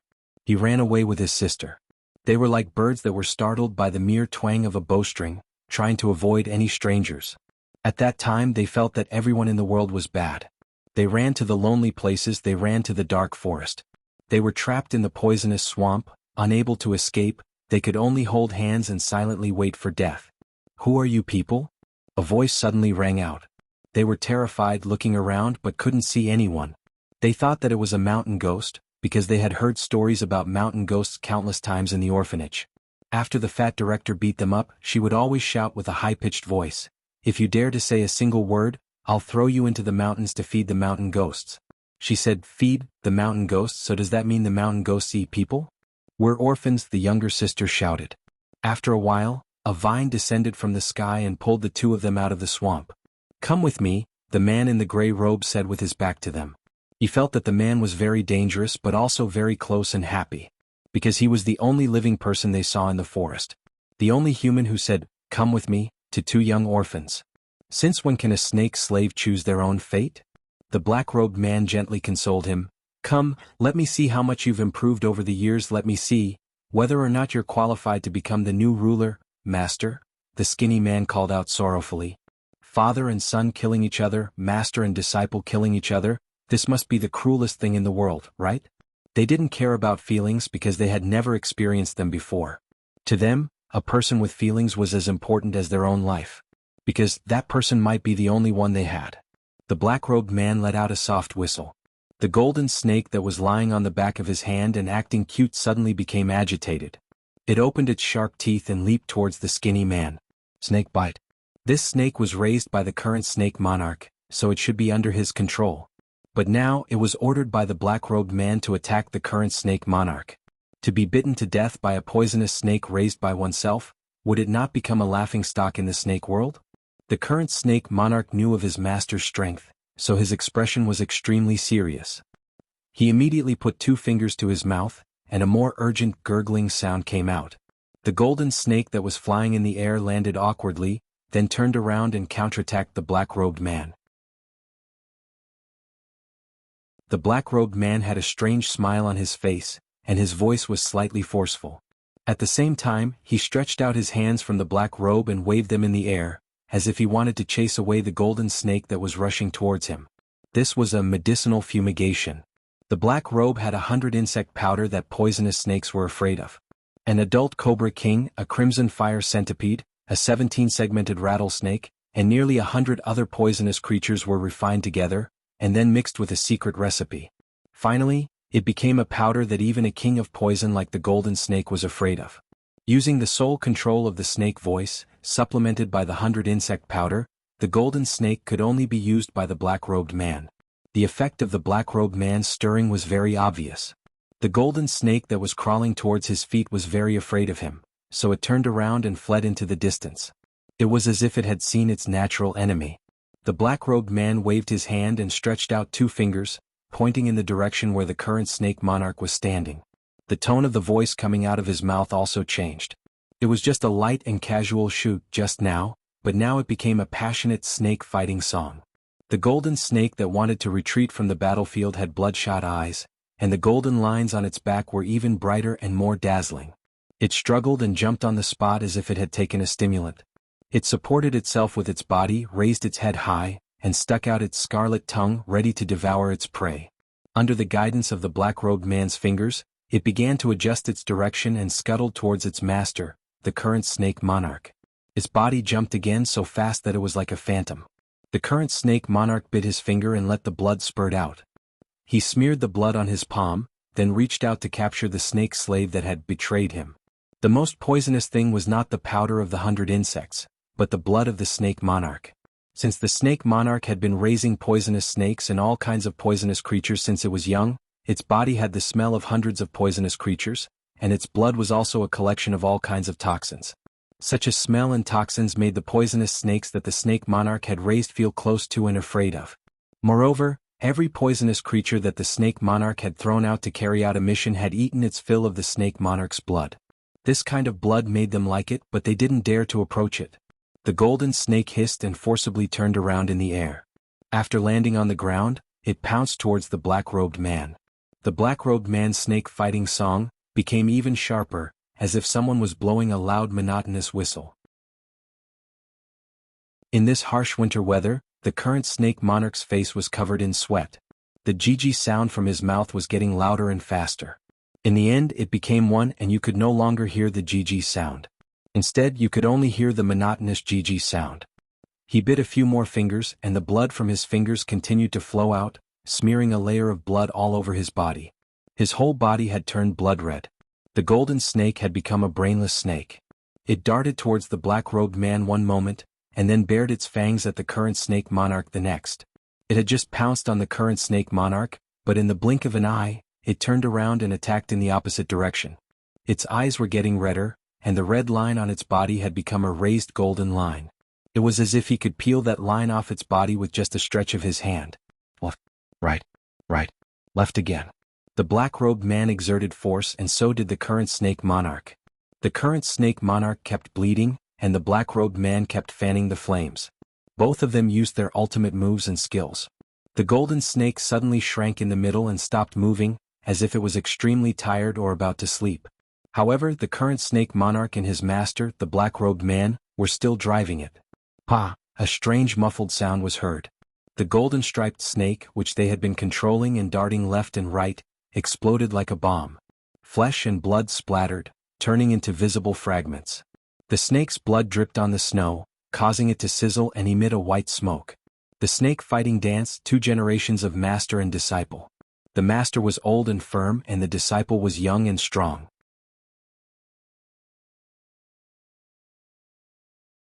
Chapter 432. Some people said that the more you read, the more confused you will be. Lu Wan obviously didn't belong to this category. She was born in a scholarly family. Her parents and even her maternal grandparents were all very famous scholars. Since she was a child, she had been with Tang, Song, Ci Jing and Shizi. She could be considered the type of person who was well-read and knowledgeable.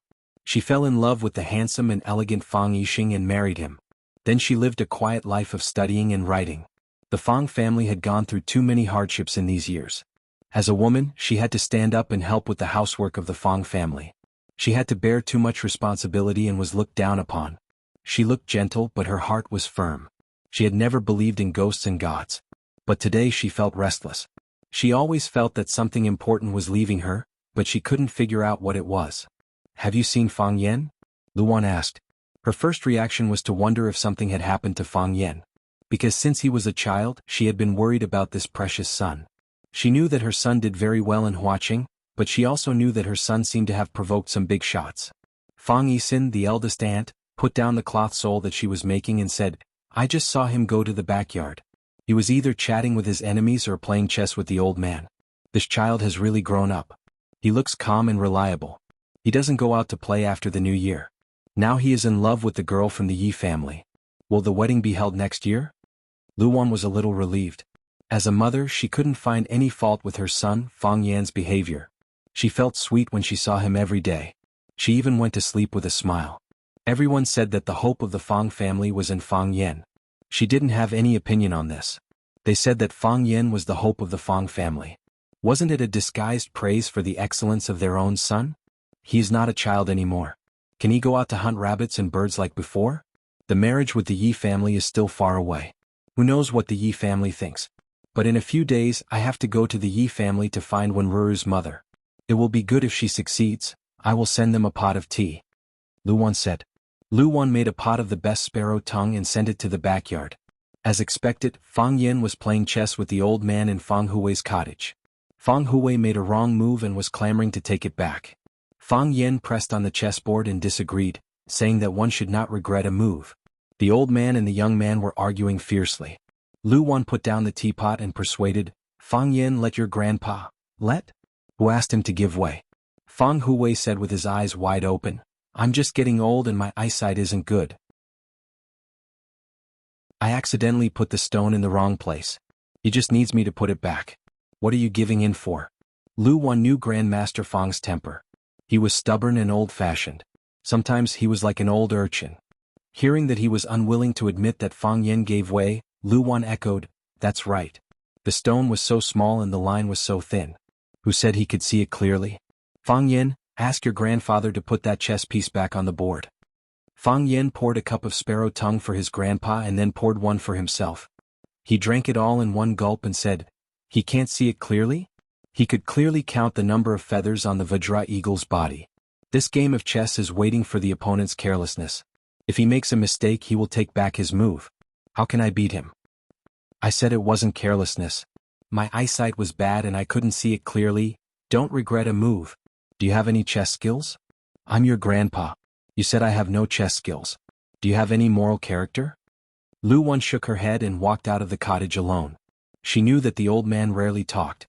He would only be particularly happy when his grandson came back.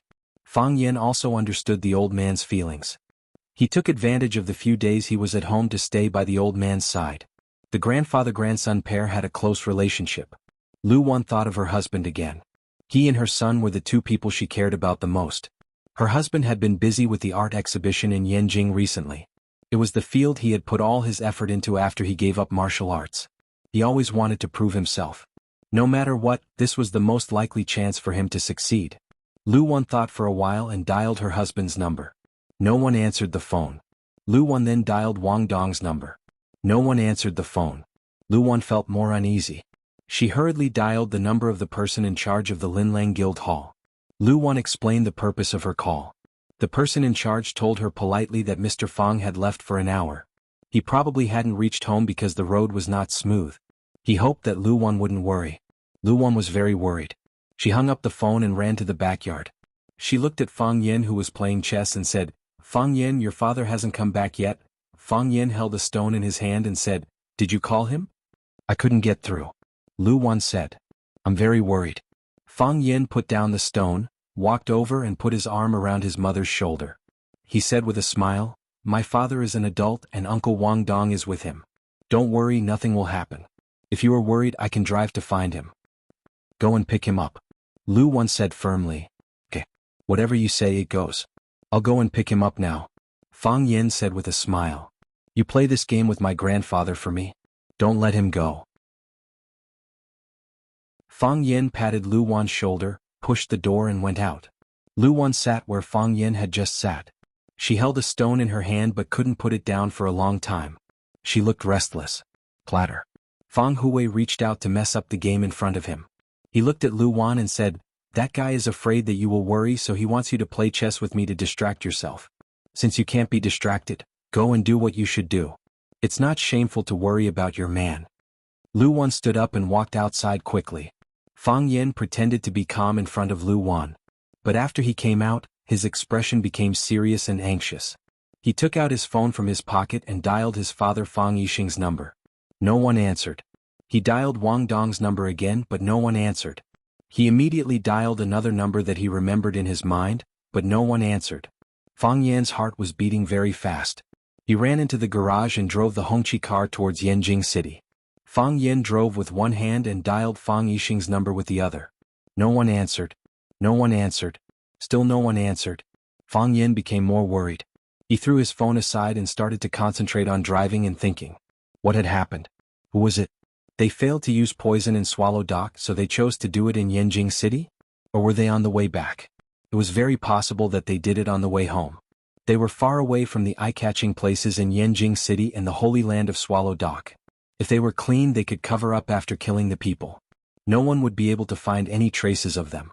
Swallow Dock was a glorious place, but it was also a place that was destined to be forgotten by the world. In order to prevent people from looking at it, there wasn't even a proper road. The road to Yanjing was rugged. After being covered by ice and snow, it became as smooth as a mirror. Driving on this road, one had to be careful of the protruding rocks that would burst the tires, and also be careful of the mud that would sink the tires. One had to be careful of the car sliding on the ice and into the deep ditches on both sides. This was a dangerous journey. If one's driving skills weren't good enough, he wouldn't be able to drive on this road. Fang Yen drove the car as fast as he could. Those deep ditches and rocks were thrown to one side. His sharp eyes scanned the front and his ears twitched slightly. He took in all the movements in his surroundings. His head leaned forward slightly, which showed his impatience. He hoped to reach Yanjing City as soon as possible or pick up his father as soon as possible. Nothing must go wrong, nothing must go wrong, nothing must go wrong, Fang Yen muttered in his heart. Boom, the body of the Hongqi car sank and the hard road quickly collapsed. This was a trap. The enemy had hollowed out the bottom of the road, leaving only a thin layer of road on top, which was covered with ice and snow. When Fang Yan's Hongqi car rolled over, the layer of soil and ice was immediately crushed. When Fang Yan felt the car sinking, he already knew something was wrong. He didn't fasten the seat belt when he got in the car, which made it easier for him to escape. He pushed the door open, his right foot tapped on the chassis of the car and his body jumped high. Clang, the Hongqi car fell into the deep pit with a loud noise. This was the only antique car that Fang Hui had in his life, and Fang Yan's favorite car was finally destroyed. Whoosh, a crisp sound came through the air. A giant net appeared above his head. The net was colorless and blended with the color of the sky. If it wasn't for the slight sound, it would have been hard to notice it. Moreover, the net wasn't cast by human hands, but was shot out by high-tech equipment. There was a pit below and a net above. Whether Fang Yan continued to fly up or quickly fell down, the result would be captured by them. Moreover, the area of the net was very wide. Whether it was to the left or to the right, Fang Yan was always within its coverage for a limited period of time. These people had calculated all the ways that Fang Yan could retaliate and were thinking of ways to capture him. Whoosh, the thin silk that looked like a fish net covered Fang Yan's head, forcing him to land on the ground. From the deep ditches on both sides of the road, countless people in black jumped out and surrounded the place where Fang Yan was about to land.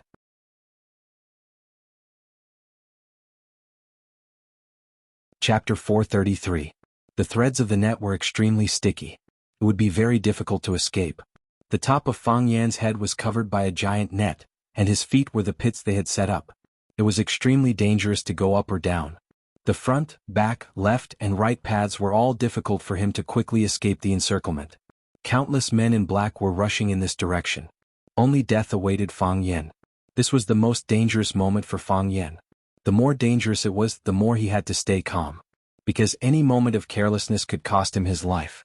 The heart of Tai Chi spun rapidly, and the Tai Chi domain fully unfolded. The entire world suddenly became quiet. The wind stopped blowing, the snow stopped falling, and those people stopped moving.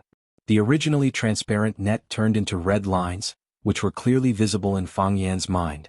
The densely packed horizontal and vertical lines intersected, extending infinitely outwards. It seemed that there was no boundary. Flames flickered on the red lines. It turned out to be an electric net. When it completely enveloped Fang Yan's body, the electricity that erupted in an instant could stun or even kill him. The Tai Chi domain was a divine domain. Mountains, rivers, cattle, sheep, people, and even flowers and grass were all under the control of gods. In the Tai Chi domain, Fang Yan was the true king, a god. He was faster than the net, and his killing moves were fiercer and fiercer than those of the men in black. Fang Yan raised his speed to the limit and pounced on the group of men in black like a tiger pouncing on sheep. Whoosh, he grabbed the neck of a man in black who was still in a charging posture. He could see the shock and disbelief on the man's face. The man in black didn't understand. There was clearly some distance between them, and he had already calculated the time to make contact. Why did he grab his neck in an instant? Crack. Fang Yan directly twisted his neck.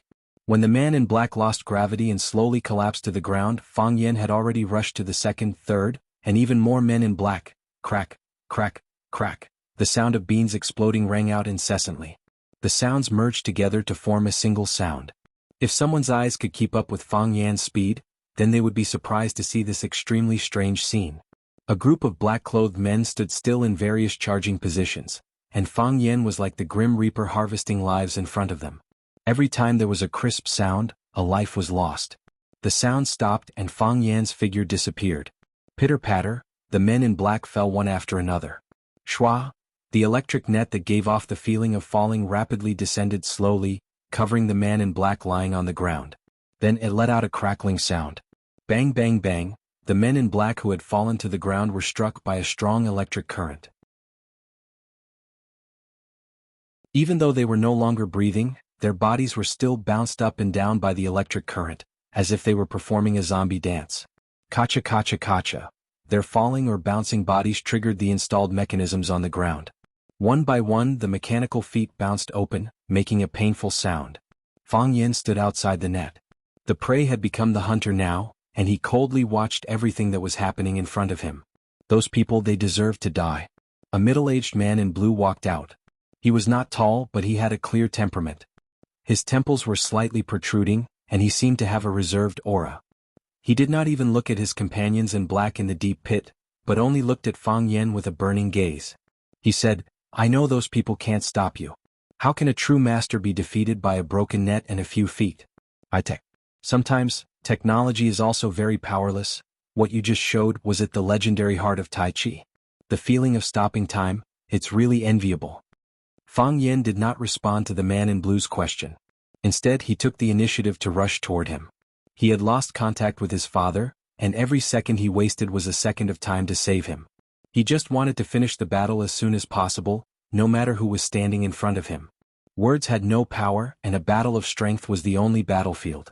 "You can call me," as the man spoke, he had already thrown out 13 punches. His green robe suddenly swelled up by the force of qi. Because it couldn't bear the burden, it was pulled into pieces and floated in the air. Fist King Jin Haidong. Since ancient times, Wuxia martial arts had the saying of Southern Fist and Northern Kick. Jin Haidong, the Fist King of Southern Fist, became famous more than 20 years ago. His pair of thunderclap fists had the power of the Yangtze River, and it could decisively break through the opponent's defense. Even the imperial advisor, Li Zhongwu, said that his hard body skills were invincible. Fang Yan did not expect that he would actually run into such a difficult opponent at this time and place.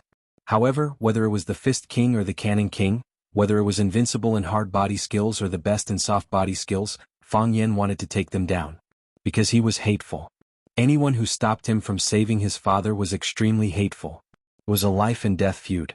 Jin Haidong's 13 punches turned into 13 cyclones, one cyclone after another. The second cyclone merged with the first cyclone, and the third cyclone merged with the first 2 cyclones. Finally, the 13 cyclones merged into one, turning into a huge rotating storm. Whoosh, it was like the most violent hurricane sweeping toward Fang Yan. It was a fierce stance that wanted to swallow him up in the storm and tear him into pieces. This was the storm fist that Jin Haidong was best at. He had watched from the side how Fang Yan killed more than a dozen men in black in an instant at that critical moment, so he did not dare to slight Fang Yan in the slightest. The best way to respect an opponent was to use one's most powerful move to kill him. The golden thread snake's body exploded, and the black-robed man and the current Snake King lost a tool to fight in the middle. The current Snake King was drenched in sweat, and his body was also smeared with his own blood. But the black-robed man was very calm, as if he had done something insignificant.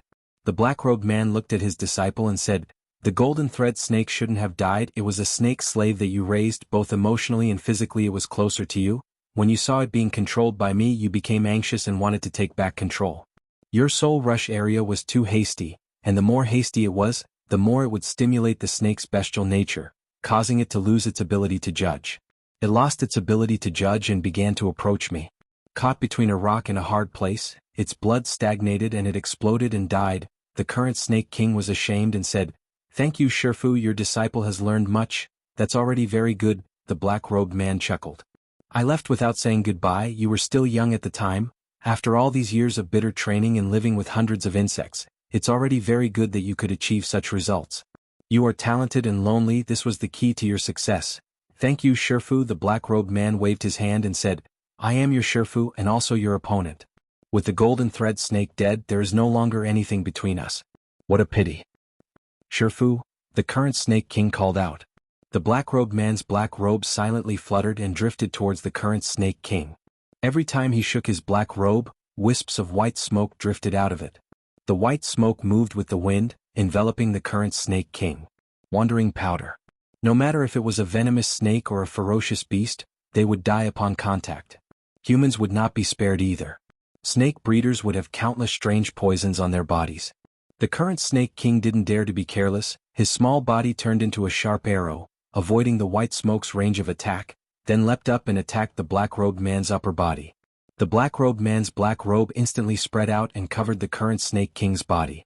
And so, the two snake apostles disappeared into the black robe. The black robe's shape was constantly changing, sometimes round, sometimes square, sometimes vertical, sometimes jumping. Bam! A figure was thrown out from the black robe, screaming and rolling on the ground. The current Snake King's body was drenched in blood, his head and face were covered in reddish-brown ants.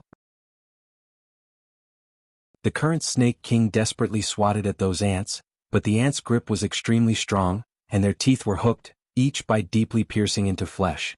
The current Snake King could only reach out and grab those ants from his face one by one, squeezing them until they exploded. Every time he grabbed an ant, it was the same as ripping off a piece of flesh from his face. When he was done, there wasn't much skin left on his face. A large amount of skin was torn off, and blood began to flow from the missing parts. The current Snake King's entire face was covered in blood, his flesh becoming indistinct. Whoosh! The black robe unfurled, revealing the black-robed man's ugly face once again. He looked at his disciple lying in the snow with pity in his eyes, saying, "You should have died already, but I couldn't do it. Is it because of that man's influence?" He looked into the distance, where Fang Yixing's body was lying motionlessly, covered by the wind and snow. Home is family, and having someone waiting for you is home. That man had said this before. He had wandered around his entire life, and everyone avoided him like they were snakes or scorpions. However, there was a time in the depths of his memory where there were two thin black shadows waiting for him at the entrance of his courtyard every time he returned. Perhaps that was his family? That feeling of being waited for, was that the feeling of happiness? The feeling of being alive? It was precisely because they had experienced such happiness that both Fang Yixing and Wang Dong were brave and fearless, even willing to fight with their lives. This was because they cared too much about their lives and the opportunity to live, so they weren't afraid of death. Because they didn't want to die, they weren't afraid of death. It was very contradictory, but at this moment, the black-robed man felt that he had understood.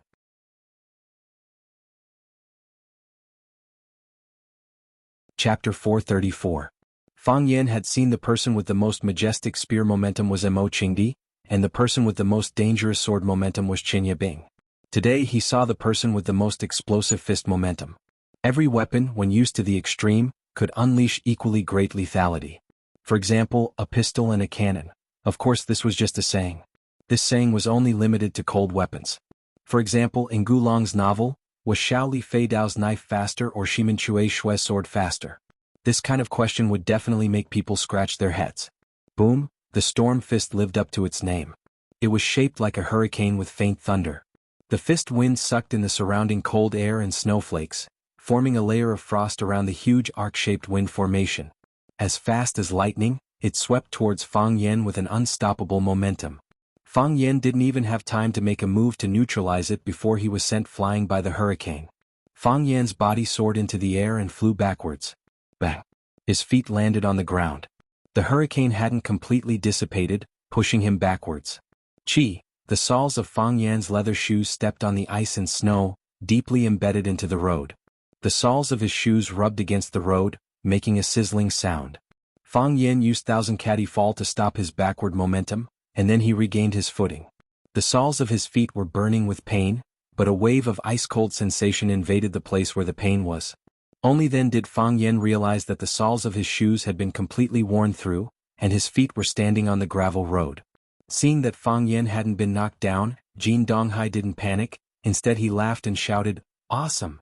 In 20 years you're the only young man who could take my storm fist. Take another punch."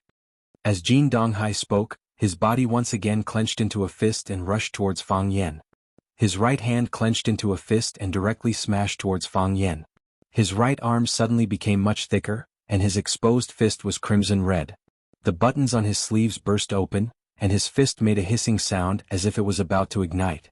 This was the leaving fire fist, a domineering punch.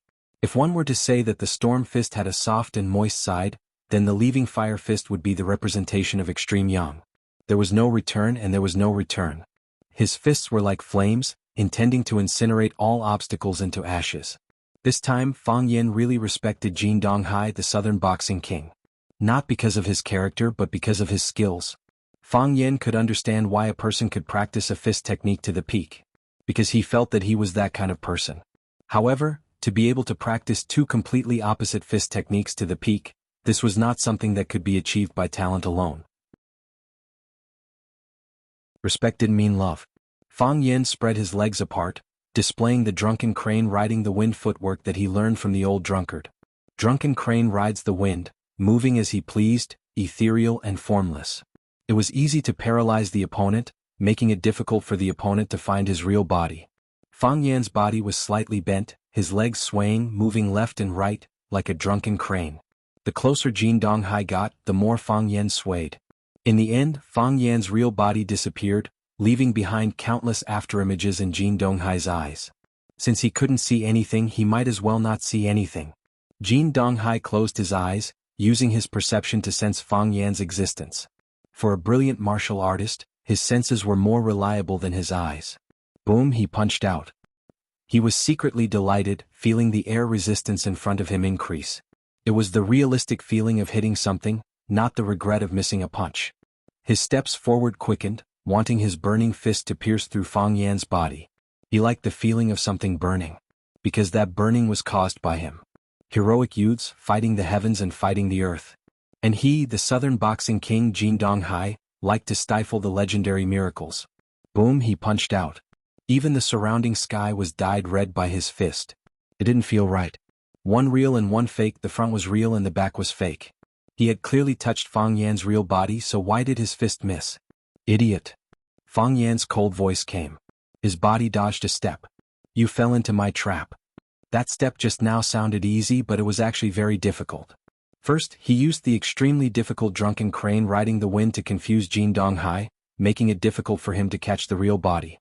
This caused his heart to be weak and his confidence to plummet. Then he used his real body to lure him into punching, and when it was hard to pull back his fist halfway, he suddenly used the brilliant heart of Taiji to increase his speed, leaving the moment before the fist hit the body. These two techniques were extremely rare, and the heart of Taiji was even rarer. It seemed like the world had changed, but in reality, it was only an instant. It was even only a few tenths of a second.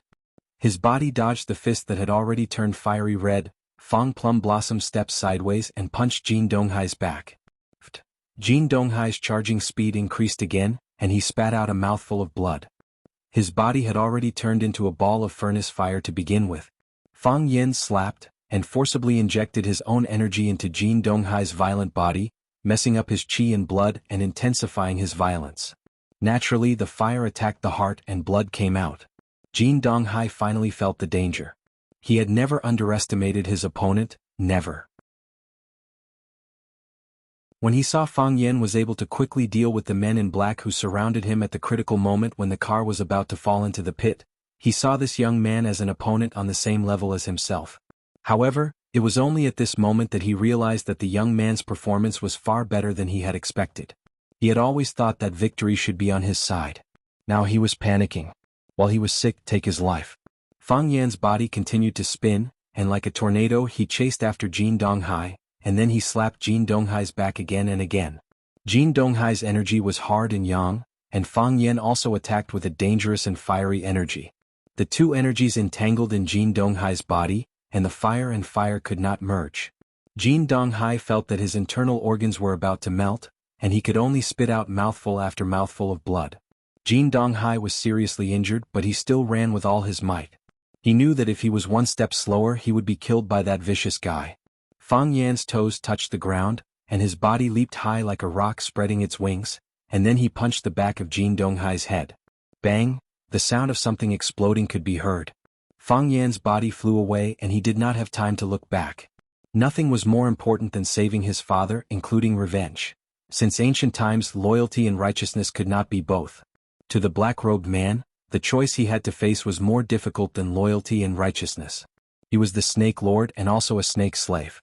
Was he loyal to his master or was he loyal to his feelings? This was indeed a difficult question. His master was holding on to his snake eye, so if he dared to disobey his master's orders, his master could easily kill him. And his disciple. This was the most profound and unforgettable thing in his memory. The images in his mind were constantly being refreshed, and there was almost nothing worth remembering. However, the image of those two tiny people waiting for him to return while riding on the Dorzil was unforgettable. The black-robed man looked at the current Snake Lord with pity in his eyes and said, "Since you've already prepared yourself, then show me your best side. A Snake Lord should not be merciful at all." The current Snake Lord crawled up from the ground, his face covered in blood. He looked at the black-robed man standing in front of him, then bowed to him and took out a yellowed bamboo flute from his pocket. The bamboo flute let out a long and complicated sound, the strange tone repeated endlessly, making anyone who heard it feel drowsy. Then something strange happened. The cold wind rose again and the winter snow rose again. Rustling sounds came from the white snow, and countless animals poked their heads out of the snow. There were rattlesnakes with their tails swaying, scorpions with their entire bodies red, centipedes that seemed to be more than a meter long with countless feet, and countless green toads and star-spotted toads. They moved in groups, advancing with great momentum, and their target was the black-robed man who was standing there alone. 100 Poison Formation? The black-robed man had a gratified smile on his face and said, "You're even more outstanding than I thought. Very good, that's my good disciple." The tone of the bamboo flute changed slightly, and the eyes of those awakened poisonous creatures turned blood red, and they began to attack the black-robed man. When the first poisonous snake was about to bite him, the black-robed man resolutely rushed toward the current Snake Lord. Snakes were flung out one after another, poisonous frogs were crushed, and centipedes were crushed one after another. The black-robed man's hands were flying, and some red or black medicinal foam was being sprayed out. His black robe fluttered, and every time it shook, the poisonous creatures that came close would turn around and flee. Then, under the urging of the music, they would charge forward again. One group fell to the ground, and another group would crawl back up and continue to advance. 100 Poison Formation. Living beings do not approach. Once you enter the formation, you will not rest until you die. Whoosh! A strong light shone over. It was a car coming from afar. The car was using high beams, and the light illuminated the battlefield as bright as day. The current Snake Lord who was playing the bamboo flute and retreating, the black-robed man who was running forward, and the ugly creatures on the ground. Clang! The car door was pushed open, and a young man dressed in white stood in the dazzling light. His entire body became tall and handsome, and his eyes shone brightly. The white-robed man coldly stared at the scene in front of him and angrily shouted, "Swallow's Dock is a sacred place, and it's also a place where you vicious clowns can run wild."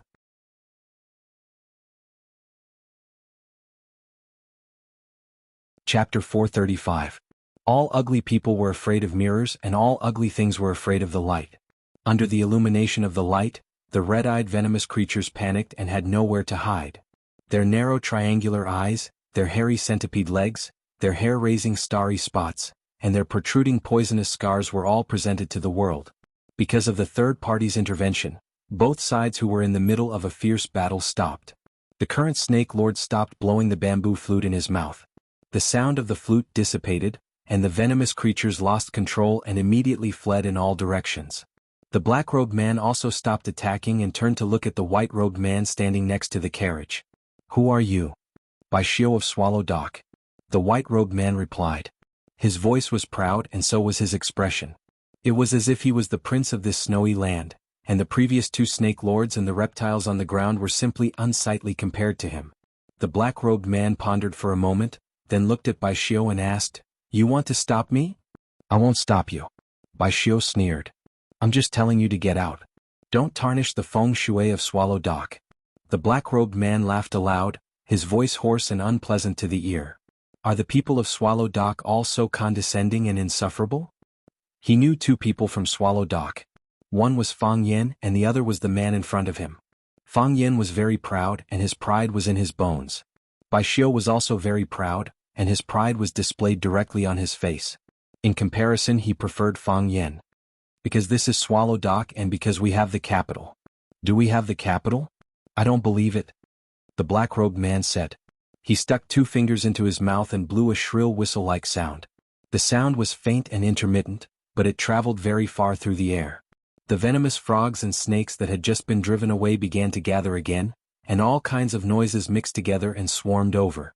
Their eyes turned blood red again, and they were even more violent and crazy than when they were under the control of the bamboo flute. Their target was Bai Xiu, and they fearlessly charged towards the brightest spot. Screech, screech, screech, gua gua gua, sha sha sha. These poisonous beasts were neat and orderly. They lined up in rows and charged at Bai Xiu like soldiers lining up. Insignificant skill. Bai Xiu's handsome face was cold, his brows raised, and his voice was like the roar of a dragon and the roar of a tiger. A bunch of vile creatures want to enter the hall? Bai Xiu reached into his robe and a silvery white light flashed. It was a soft sword tied to a belt. Shwa, blood splattered everywhere. The heads of the snakes, the toads, and the legs of the centipedes were all chopped off. It was as clean as a knife cutting through tofu. Bai Xiu's body was untainted. His clothes were as white as snow, and his sword was like a rainbow. Instead of retreating, he advanced, taking the initiative to charge towards the place where the poisonous creatures were gathered. Whoosh, whoosh, whoosh. Bai Xiu slashed again and again, unleashing 119 strikes in a row. He was like a murderous Azura, a war god from hell. Countless snakes, centipedes, and frogs were chopped into halves by him. Everywhere Bai Xiu passed, there were countless limbs, flesh and blood flying. Behind him, a path paved with blood and severed limbs was carved out. The white snow was melted by the hot blood, and the ground was dyed red. Wherever the light shone, the blood emitted steam and flowed into an even wider area, outlining mountains and rivers, outlining red flowers and red grass, forming a huge and beautiful map. At first, the poisonous creatures desperately attacked Bai Xiu. After Bai Xiu chopped off batch after batch of poisonous creatures like he was chopping chives with a knife, the blood of their companions burned their bodies, and the corpses of their companions stimulated their eyes. The poisonous creatures finally regained consciousness. They understood fear. They understood escape. They no longer approached, and some of the more clever and timid ones even turned around and crawled away. The black-robed man whistled even harder, but the troops he chased away were still defeated. Some of the creatures with low intelligence tried to attack Bai Xiu again, only to be killed by his sword. Even more poisonous creatures were still fleeing, and soon the black-robed man had no more soldiers to use. Bai Xiu single-handedly cut through the Snake Lord's army of several hundred soldiers, remaining invincible. Bai Xiu sheathed his sword and stood straight, staring at the black-robed man with disdain, saying, "These are the weakest monsters? If that's all there is to it, then I'll have to make you stay. Swallow Dock isn't a place that anyone can come to no matter what. I have to warn those who come later." The black-robed man stopped whistling and looked at Bai Xiu. "You're not bad. You're as good as Fang Yan. You do have the right to be proud." Bai Xiu frowned, not liking the black-robed man's words, replying, "He and I are not the same kind of person. If you're not the same kind of person, why are you still helping him?" "I'm not helping him. I'm helping Swallow Dock," Bai Xiu replied. "Anyone from Swallow Dock who saw this would either chase you away or stay behind. Swallow Dock is our Swallow Dock. How could we allow a barbarian to sully it?" "Do you know why I'm called the Snake Lord?" Bai Xiu sneered, saying, "Snake Lord, you really know how to flatter yourselves? You're just a monster who spends all day rolling around with a few poisonous snakes and insects, and you still have the nerve to call yourself a king." After a pause, Bai Xiu looked at the black-robed man's withered eye socket that had been dug out, saying, "You're not a Snake Lord, you can only be called a snake slave, right? You're just a monster who kills for others." The black-robed man's expression became ferocious, saying, "Killing is but a matter of nodding one's head to the ground to humiliate one to this extent. Then let's fight to the death." The Snake Lord was indeed a snake slave. But to go from a noble Snake Lord to a slave without freedom and thought was a great humiliation to them. He could say that he was a snake slave, but he hated others calling him a snake slave. Just like how a person could say that they were fat and ugly, but they didn't like others saying that they were fat and ugly. Bai Xiu's words struck the heart, thoroughly enraging the black-robed man. Even the current Snake Lord's face was flushed, his expression ashamed and resentful, wanting to rush over and fight Bai Xiu several times. He was also a snake slave, even if he and his master had different masters. But this didn't change the fact that he was a snake slave. The black-robed man spread his hands, his black robe fluttering, like a bat about to spread its wings and fly. A dozen or so tiny red snakes the size of a pinky shot out from the black robe, splitting into 4 directions and attacking Bai Xiu. The black robe shook again, and another white snake with a horn on its head jumped onto the ground. Its two tiny antennae looked around, then began to move towards Bai Xiu. The speed at which it moved was very slow, as if it was worried that Bai Xiu would stomp it to death. The dozen or so red snakes circled around Bai Xiu like a dozen mice, their speed getting faster and faster, forming an illusory red line. Only when the long-horned white snake saw that Bai Xiu was surrounded by its companions did it move a few steps closer to Bai Xiu. But it still refused to approach. Bai Xiu held his sword with one hand, standing in place without moving. The white snake's antennae swayed, its mouth emitting a hurried chirp sound. Whoosh! The red line was cut, and a red snake suddenly leaped up, pouncing towards Bai Xiu's neck from behind. The other dozen or so red snakes leaped up at the same time, flying towards Bai Xiu from all directions. Front, back, left, right, head, calf, crotch, every important part of his body was coveted by a red snake. Pooh! The dozen or so venomous snakes spat out red venom at the same time. The venom spread out, forming a giant poisonous web. These red snakes were known as life snakes, raised by poisonous blood since childhood, and were the life-saving venomous snakes raised by every snake monarch. They didn't grow in size, only venom. As their bodies became redder, the venom became thicker and thicker. When all these little snakes turned red, the venom became the purest form of poison. It could corrode clothes and skin, injure flesh and bones.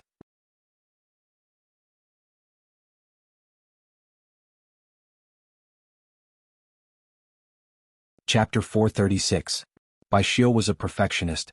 He didn't like things that weren't perfect. For example, a shirt with a small hole in it, a pimple on his face, a fruit tree that only blossomed but didn't bear fruit, a road that didn't have an end. These were all things that were hard for him to accept. He liked to read and he read a lot of books. But he still felt that he didn't read enough and that he didn't read enough.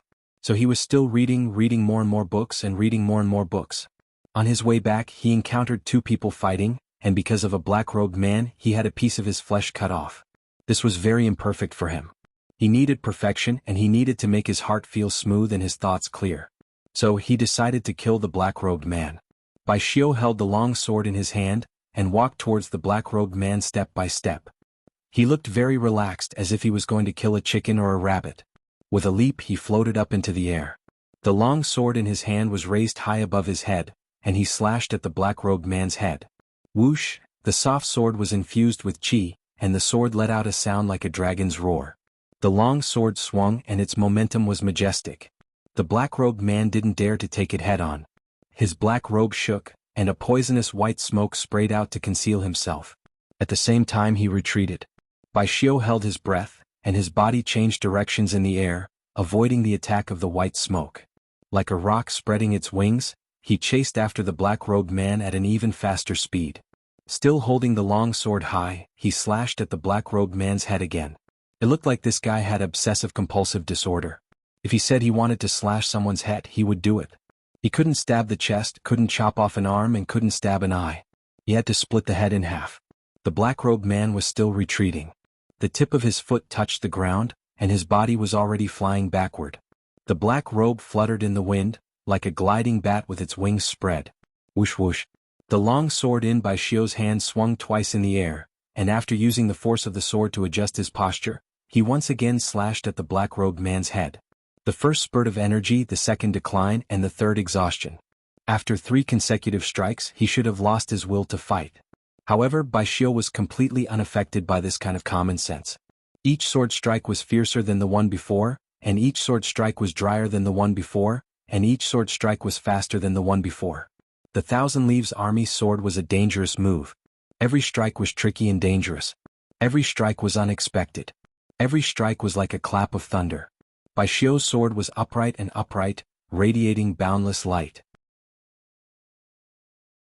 Nothing fancy, nothing complicated, nothing strange, and nothing showy.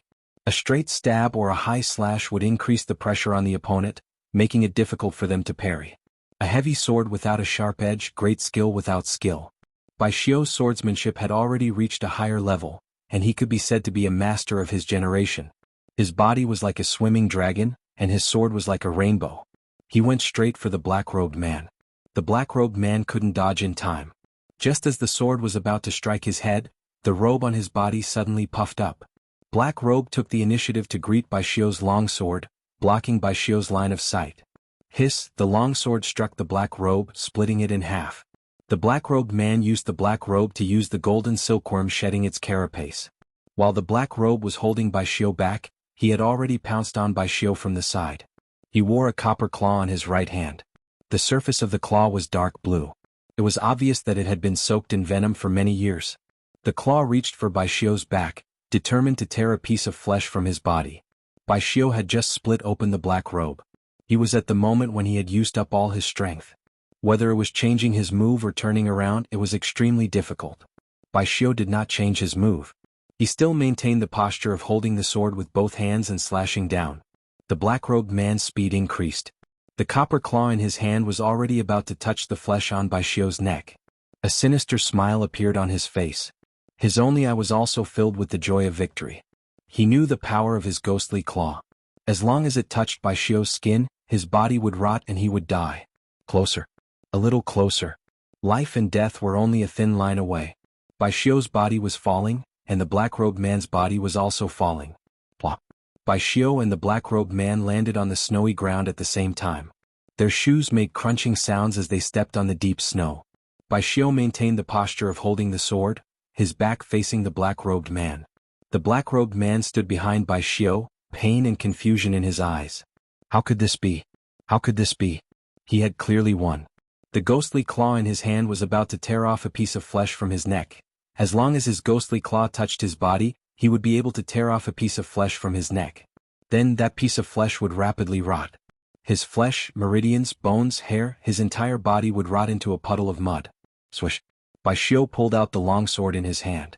He held a long sword in his right hand. He used that sword to split open the black-robed man's black robe. He also held a long sword in his right hand. When the black-robed man lunged at him from behind, he used this long sword to stab through the black-robed man's abdomen. Bai Xiu had two swords, two flexible swords. He purposely showed his back to the black-robed man, pretending that he couldn't turn around or change his moves. He lured the black-robed man to attack him, and then ended the battle in one fell swoop. Whether it was the timing, acting, or ruthlessness, they were all impeccable. Bai Xiu pulled the long sword away. Just as the black-robed man's abdomen was about to spurt blood, Bai Xiu kicked out and sent the black-robed man flying. Bai Xiu didn't like to be stained with blood. Poochie, the black-robed man's body fell to the ground, then slid on the ice until he hit a hard object. Shifu, the current snake lord saw that his master was injured and hurriedly rushed in his direction. The current snake lord wanted to help the black-robed man up, but the black-robed man waved his hand to stop him. Master, how are your injuries? The current snake lord worriedly looked at the black-robed man and asked. I'll heal you. Do you still remember the first time you were bitten by a snake? The black-robed man looked at his disciple with a gentle smile. That ugly face had a touch of kindness to it, and it actually looked more pleasing to the eye. A person's appearance was born from their heart. If they didn't have any evil thoughts in their heart, a person's appearance would naturally give others a good impression. I remember, the current snake lord said. He and his sister followed the black-robed man back. In a rundown courtyard he saw so many snakes for the first time. There were snakes crawling on the ground, standing on the walls, coiling on the trees, and even the wooden door was covered with snakes. The door didn't have a lock, and this kind of courtyard didn't need a lock. No one dared to walk into a snake's nest. He and his sister were terrified. When they turned around to run, a green-eyed snake fell on his head. He was about to open his mouth to scream, but the green-eyed snake bit his lips. That was the first time he was bitten by a snake. From then on, he formed a lifelong bond with these cute and cold animals. Before I brought you back, I didn't want you to raise snakes with me. I wanted you to stay at my place for one night and send you away the next day. Do you still remember how you reacted after being bitten by a snake? You grabbed the snake and held it in your hand, carefully looking at it. Your eyes looked at it curiously, and it also looked at you curiously. At that time, I knew that you were the same kind of person as us. The black-robed man recounted the past that had already been buried in the river of memories. That's why I kept you here. I taught you how to raise snakes, how to get close to snakes, how to control snakes, and how to fight snakes. You were naturally close to those snakes, and those snakes never rejected you. You performed very well, and in many ways you were even better than me as a teacher. But he found us and asked me to work for them to become his snake slave. If I didn't agree, he would kill all of us, including you and your sister. I agreed, dug out my own snake's eye and gave it to him, turning myself into a mindless killer, The black-robed man chuckled and said, "Isn't this what we're good at? These years I've killed many people and done many evil deeds. I'm tired and annoyed. When will it end? If I kill one there will be another, if I kill one day there will be another. As long as I don't die, I will continue to kill, continue to commit evil deeds. Most importantly, I don't know who I will kill next, good or bad, men or women, even the elderly and children. I don't know them and they don't know me. I've killed so many that I've become numb. Teacher, who is it? Who are they? Were you a snake slave? Who came to find you? They also didn't come to find you?" The black-robed man spoke with a sorrowful voice. "This is the nightmare of us snake lords, a punishment. We have harmed many people, so there will be even more vicious people to punish us. They used your and your sister's lives to force me to work for them. Then when you grew up, they used your sister's life to force you to work for them. As long as our snake lord bloodline continues, they will have generations after generations of snake slaves to work for them. We can't resist, we will become their puppets for generations, teacher." The black-robed man gestured for his disciple to take off the demonic claw on his hand and dip his finger in the blood of the wound on his abdomen. Then he placed the blood-stained finger on his disciple's forehead and released an S-shaped snake symbol. The black-robed man grabbed his disciple's hand and spoke with a solemn voice. "I pass the title of Snake Lord to my disciple Mui, to worship the spirit of the snake god, to love the people of our race. May the heavenly God protect our race, to live and die with dignity, to be free for generations to come. Flesh does not rot, snake blood boils." There was a record of the Snake Lord in the 100 Lives Classics. Born in Xiangxi, the king of snakes. The flame of inheritance is passed on, the old dies and the new rises. At this point, the current Snake Lord was officially crowned.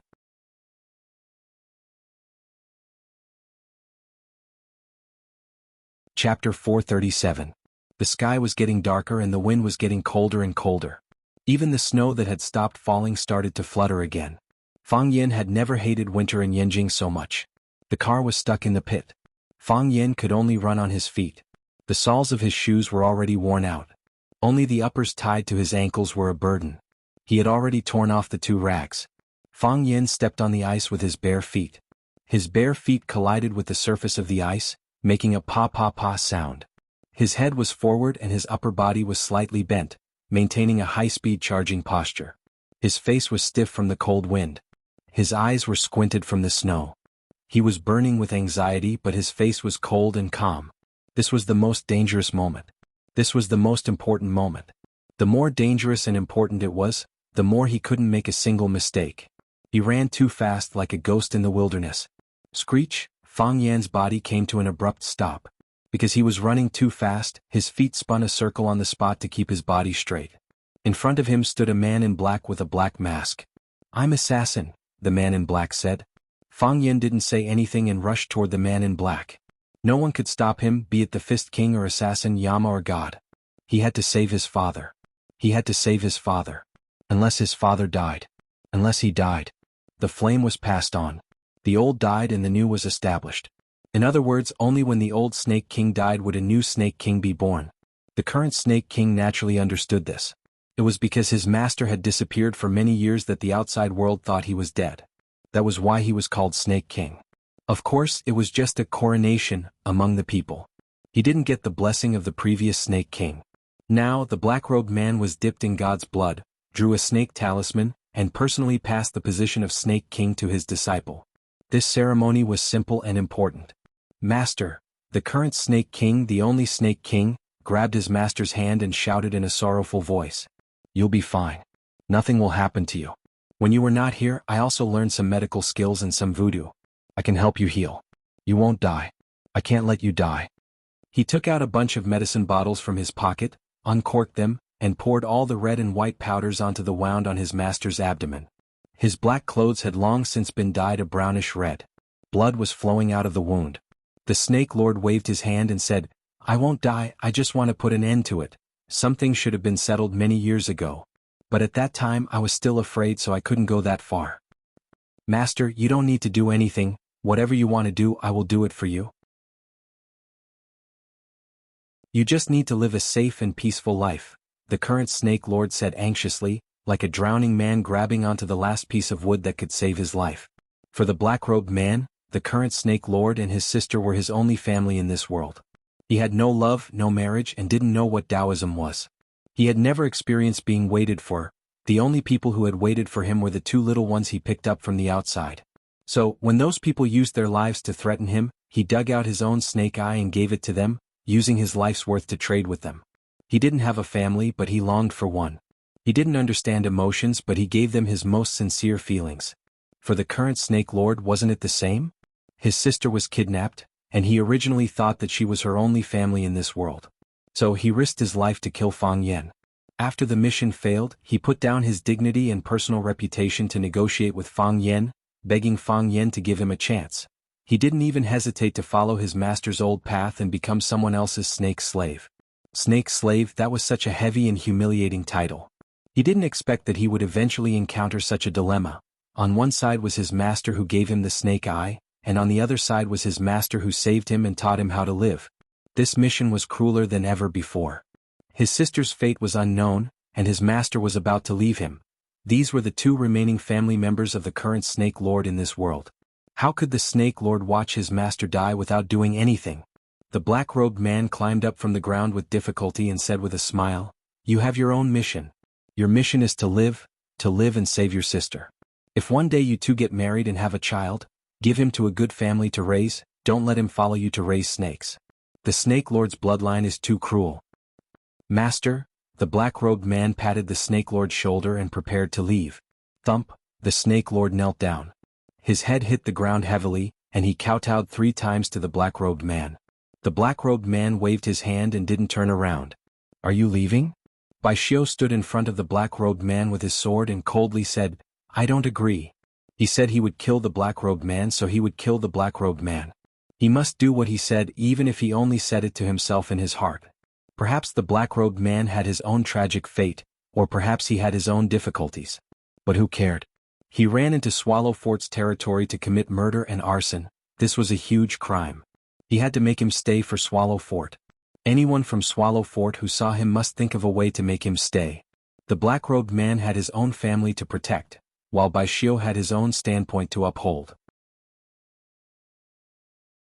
One in black and one in white, one in the dark and one in the light, they were natural enemies. The black-robed man stopped, looked at the undisguised killing intent in Bai Xiu's eyes and said softly, "I'm already a dying man. If you let me go, perhaps it'll be good for everyone. I'll fulfill a wish and you'll get rid of a problem. For you, a crisis will be averted. For Fang Yan, one less opponent. First of all, your wish is not my wish. Second of all, the crisis you speak of is not a crisis for me. As for whether Fang Yan has one less opponent, that has nothing to do with me. I think he'll be more than happy to kill his enemies himself." Bai Xiu was not moved by the black-robed man.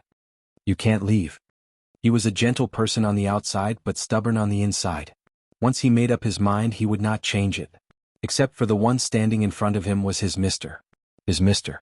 The black-robed man showed a regretful expression, saying, "Why do you think you can definitely make me stay? Just because you stabbed me with your sword? Do you understand the meaning of the Snake Lord? Have you experienced the true power of the Snake Lord? The youngsters of Swallow Fort are a bit overconfident. Sometimes it's really annoying." "Why not try?" Bai Xiu proudly said.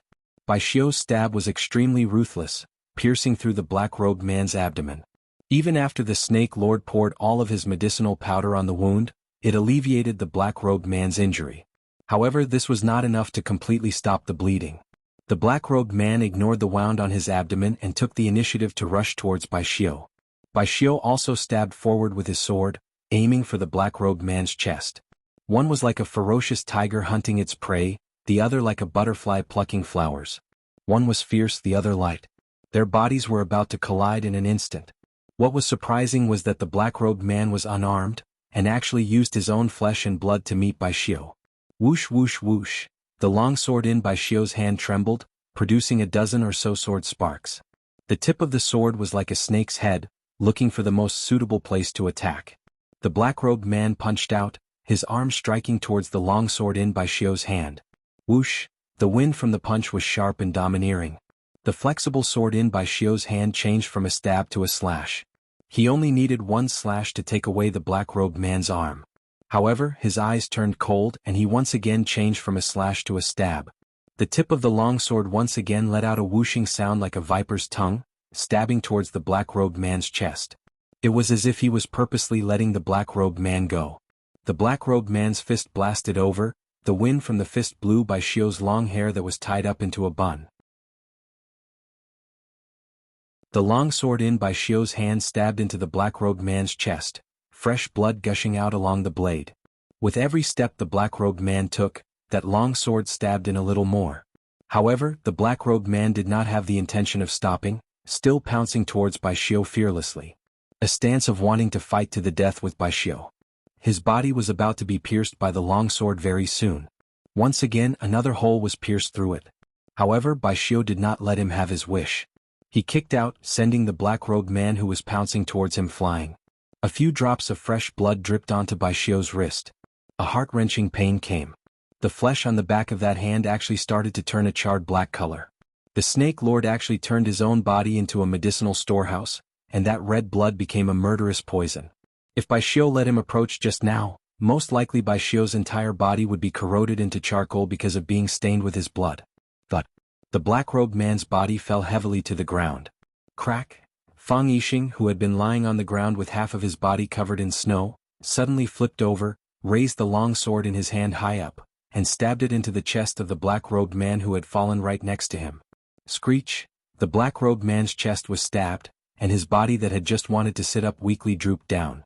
Fang Yixing laughed heartily, shouting at the top of his lungs, "I said I would slash you, I will slash you. I did it, I did it." He didn't want to kill the enemy, he just wanted to slash his opponent. He did it, he finally did it.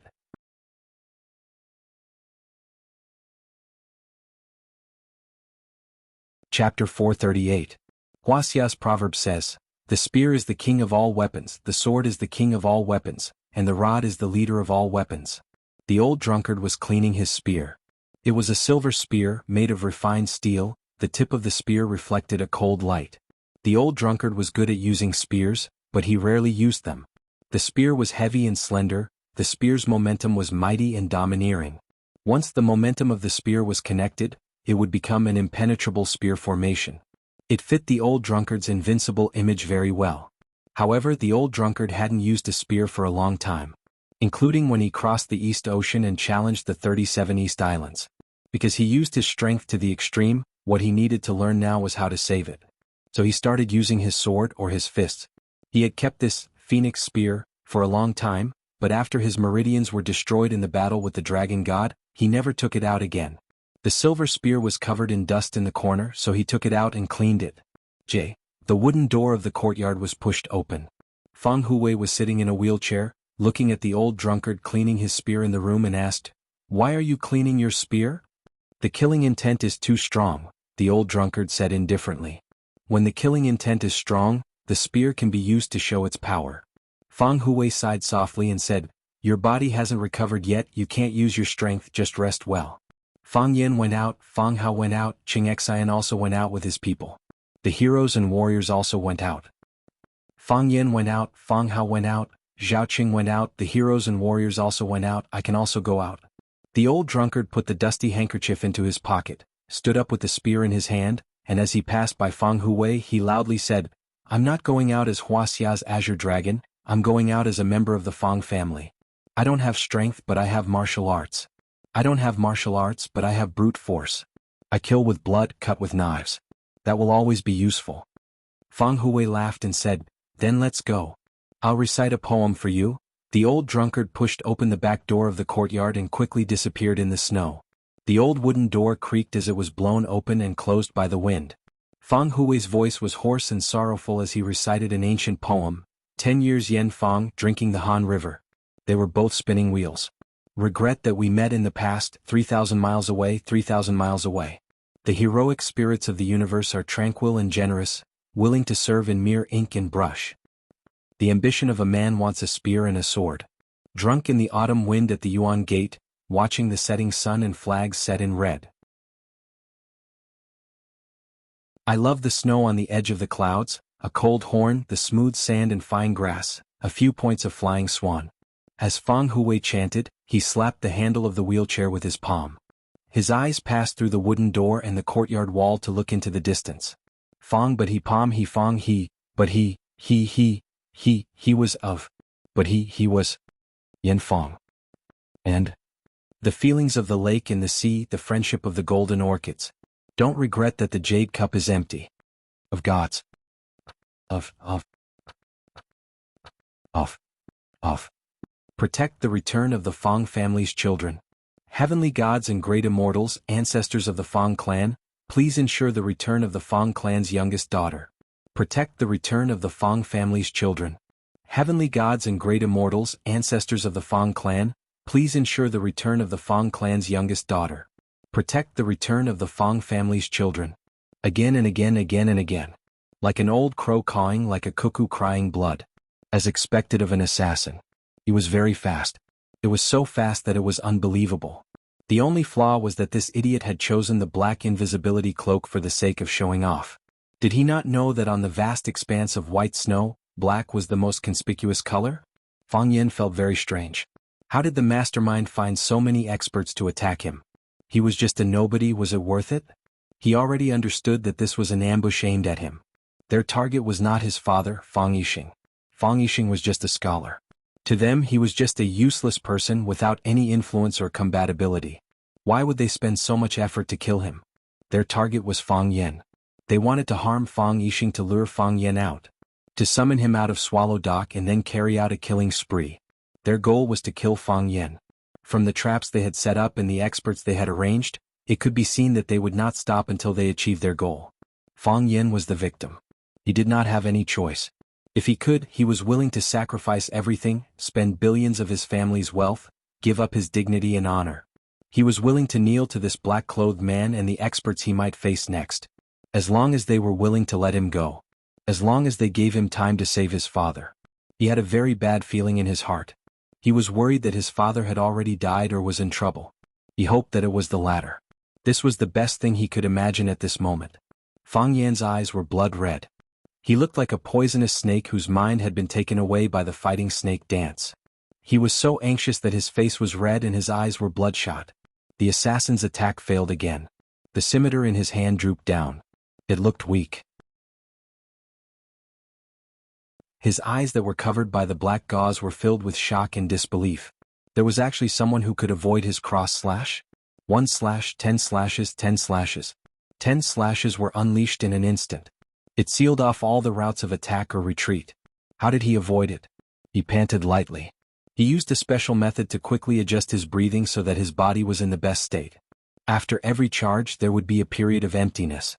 He needed to use his strength and fighting spirit to fill up this period of emptiness. Otherwise, it would give the opponent an opportunity to take advantage of him. The assassin rushed out again. He raised the scimitar in his hand high.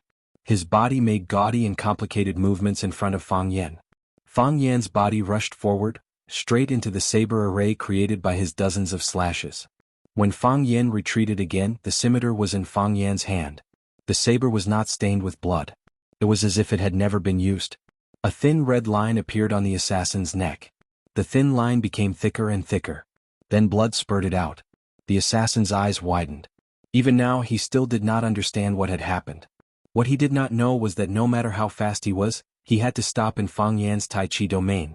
The disguise he made could not deceive Fang Yan's heart of Tai Chi whether he took the X line or the S line. Fang Yan only needed to find the line between him and himself. Snatch the saber. Go. Just in an instant. Fang Yan threw the scimitar in his hand to the ground. Then he rushed forward again. Fang Yixing would not sympathize with the black-robed man. For him, the black-robed man was his biggest enemy at the moment. Whether it was kidnapping Zhou Fan and poisoning him or intercepting and killing him on the way, he had countless reasons to kill him. A good person? What kind of good person would use such a vicious trick on an old and young family? Fang Yixing was the head of the family. He had the responsibility and obligation to ensure the safety of his family and protect his loved ones from harm. Even if he was not strong enough, he would not abandon such a responsibility. However, Fang Yixing knew that he was not strong enough. He knew that he had no chance of winning against the black-robed man. Therefore, he tied the long saber to his arm and fused himself with the long saber. He would fight the black-robed man to the death. He was willing to give up his life. All he wanted was to slash the black-robed man with his saber. In that case, if Fang Yan encountered him, it would not be so difficult. He was afraid that the black-robed man would hurt his son. It was a very stupid, very barbaric, and very helpless way of giving up. Because, for a cultured person like Fang Yixing, this was the only thing he could do. However, he had never been able to do it. After he was sent flying by the black-robed man, he fainted for a long time. More than half of his body was covered in snow. The ice and snow on the ground froze his limbs, creating a natural bed of ice for him. Only when his head was about to be sealed by the ice and snow did he suddenly wake up. His body was weak and powerless. Even opening his eyes was a very difficult thing to do. He heard the black-robed man's voice. He also heard Bai Xiu's voice. Bai Xiu was the most outstanding young man in Swallow Fort. Of course, this evaluation had to be added. After his son's heart of Tai Chi broke through again, he became a young man who could compete with Bai Xiu. Yi Wen of the Yi family was also an outstanding young man. She was even known as the #1 person in the younger generation of the inner Jianghu. Unfortunately, she was a woman. This was such a pity for the Yi family. Fang Yixing knew very little about Bai Xiu. The two of them could only be considered acquaintances. He knew that Bai Xiu was outstanding and proud, but he did not know what kind of person Bai Xiu was. But he knew that Fang Yan did not like Bai Xiu. Because Bai Xiu had stolen the girl he liked the most. Fang Yixing did not move. He did not move at all. He was waiting for his strength to recover, waiting for the opportunity to slash. When the black-robed man was kicked away by Bai Xiu again, when the black-robed man happened to be lying next to Fang Yixing, his opportunity came. He flipped over and stabbed out with the blade he had dreamed of. He felt that he was complete. Shifu. Snake Sovereign shouted anxiously. The current Snake Sovereign had a smile of relief on his face, but he could no longer speak. Blood gushed out from his chest, drenching almost half of his body. He clenched one hand into a fist, and the energy in his body surged toward his head. Bang! Countless white dots flew out of the countless holes on his face. These dots were like silkworm chrysalises that stuck to Fang Yixing's face and body. They began to wriggle and quickly burrow into Fang Yixing's body. These were the ghost sorrow chrysalises that fed on human flesh, blood, and bones. The real Snake Sovereign was a vicious and venomous snake. You're tuning in to the Han Li's Wuxia Adventures YouTube channel. We're so grateful for your support, and don't forget to subscribe to join us on this incredible journey through captivating stories. Your generosity through donations truly makes a world of difference, as it's the primary source of revenue that allows me to expand and enhance this channel for you. Thank you from the bottom of my heart for being a part of this adventure.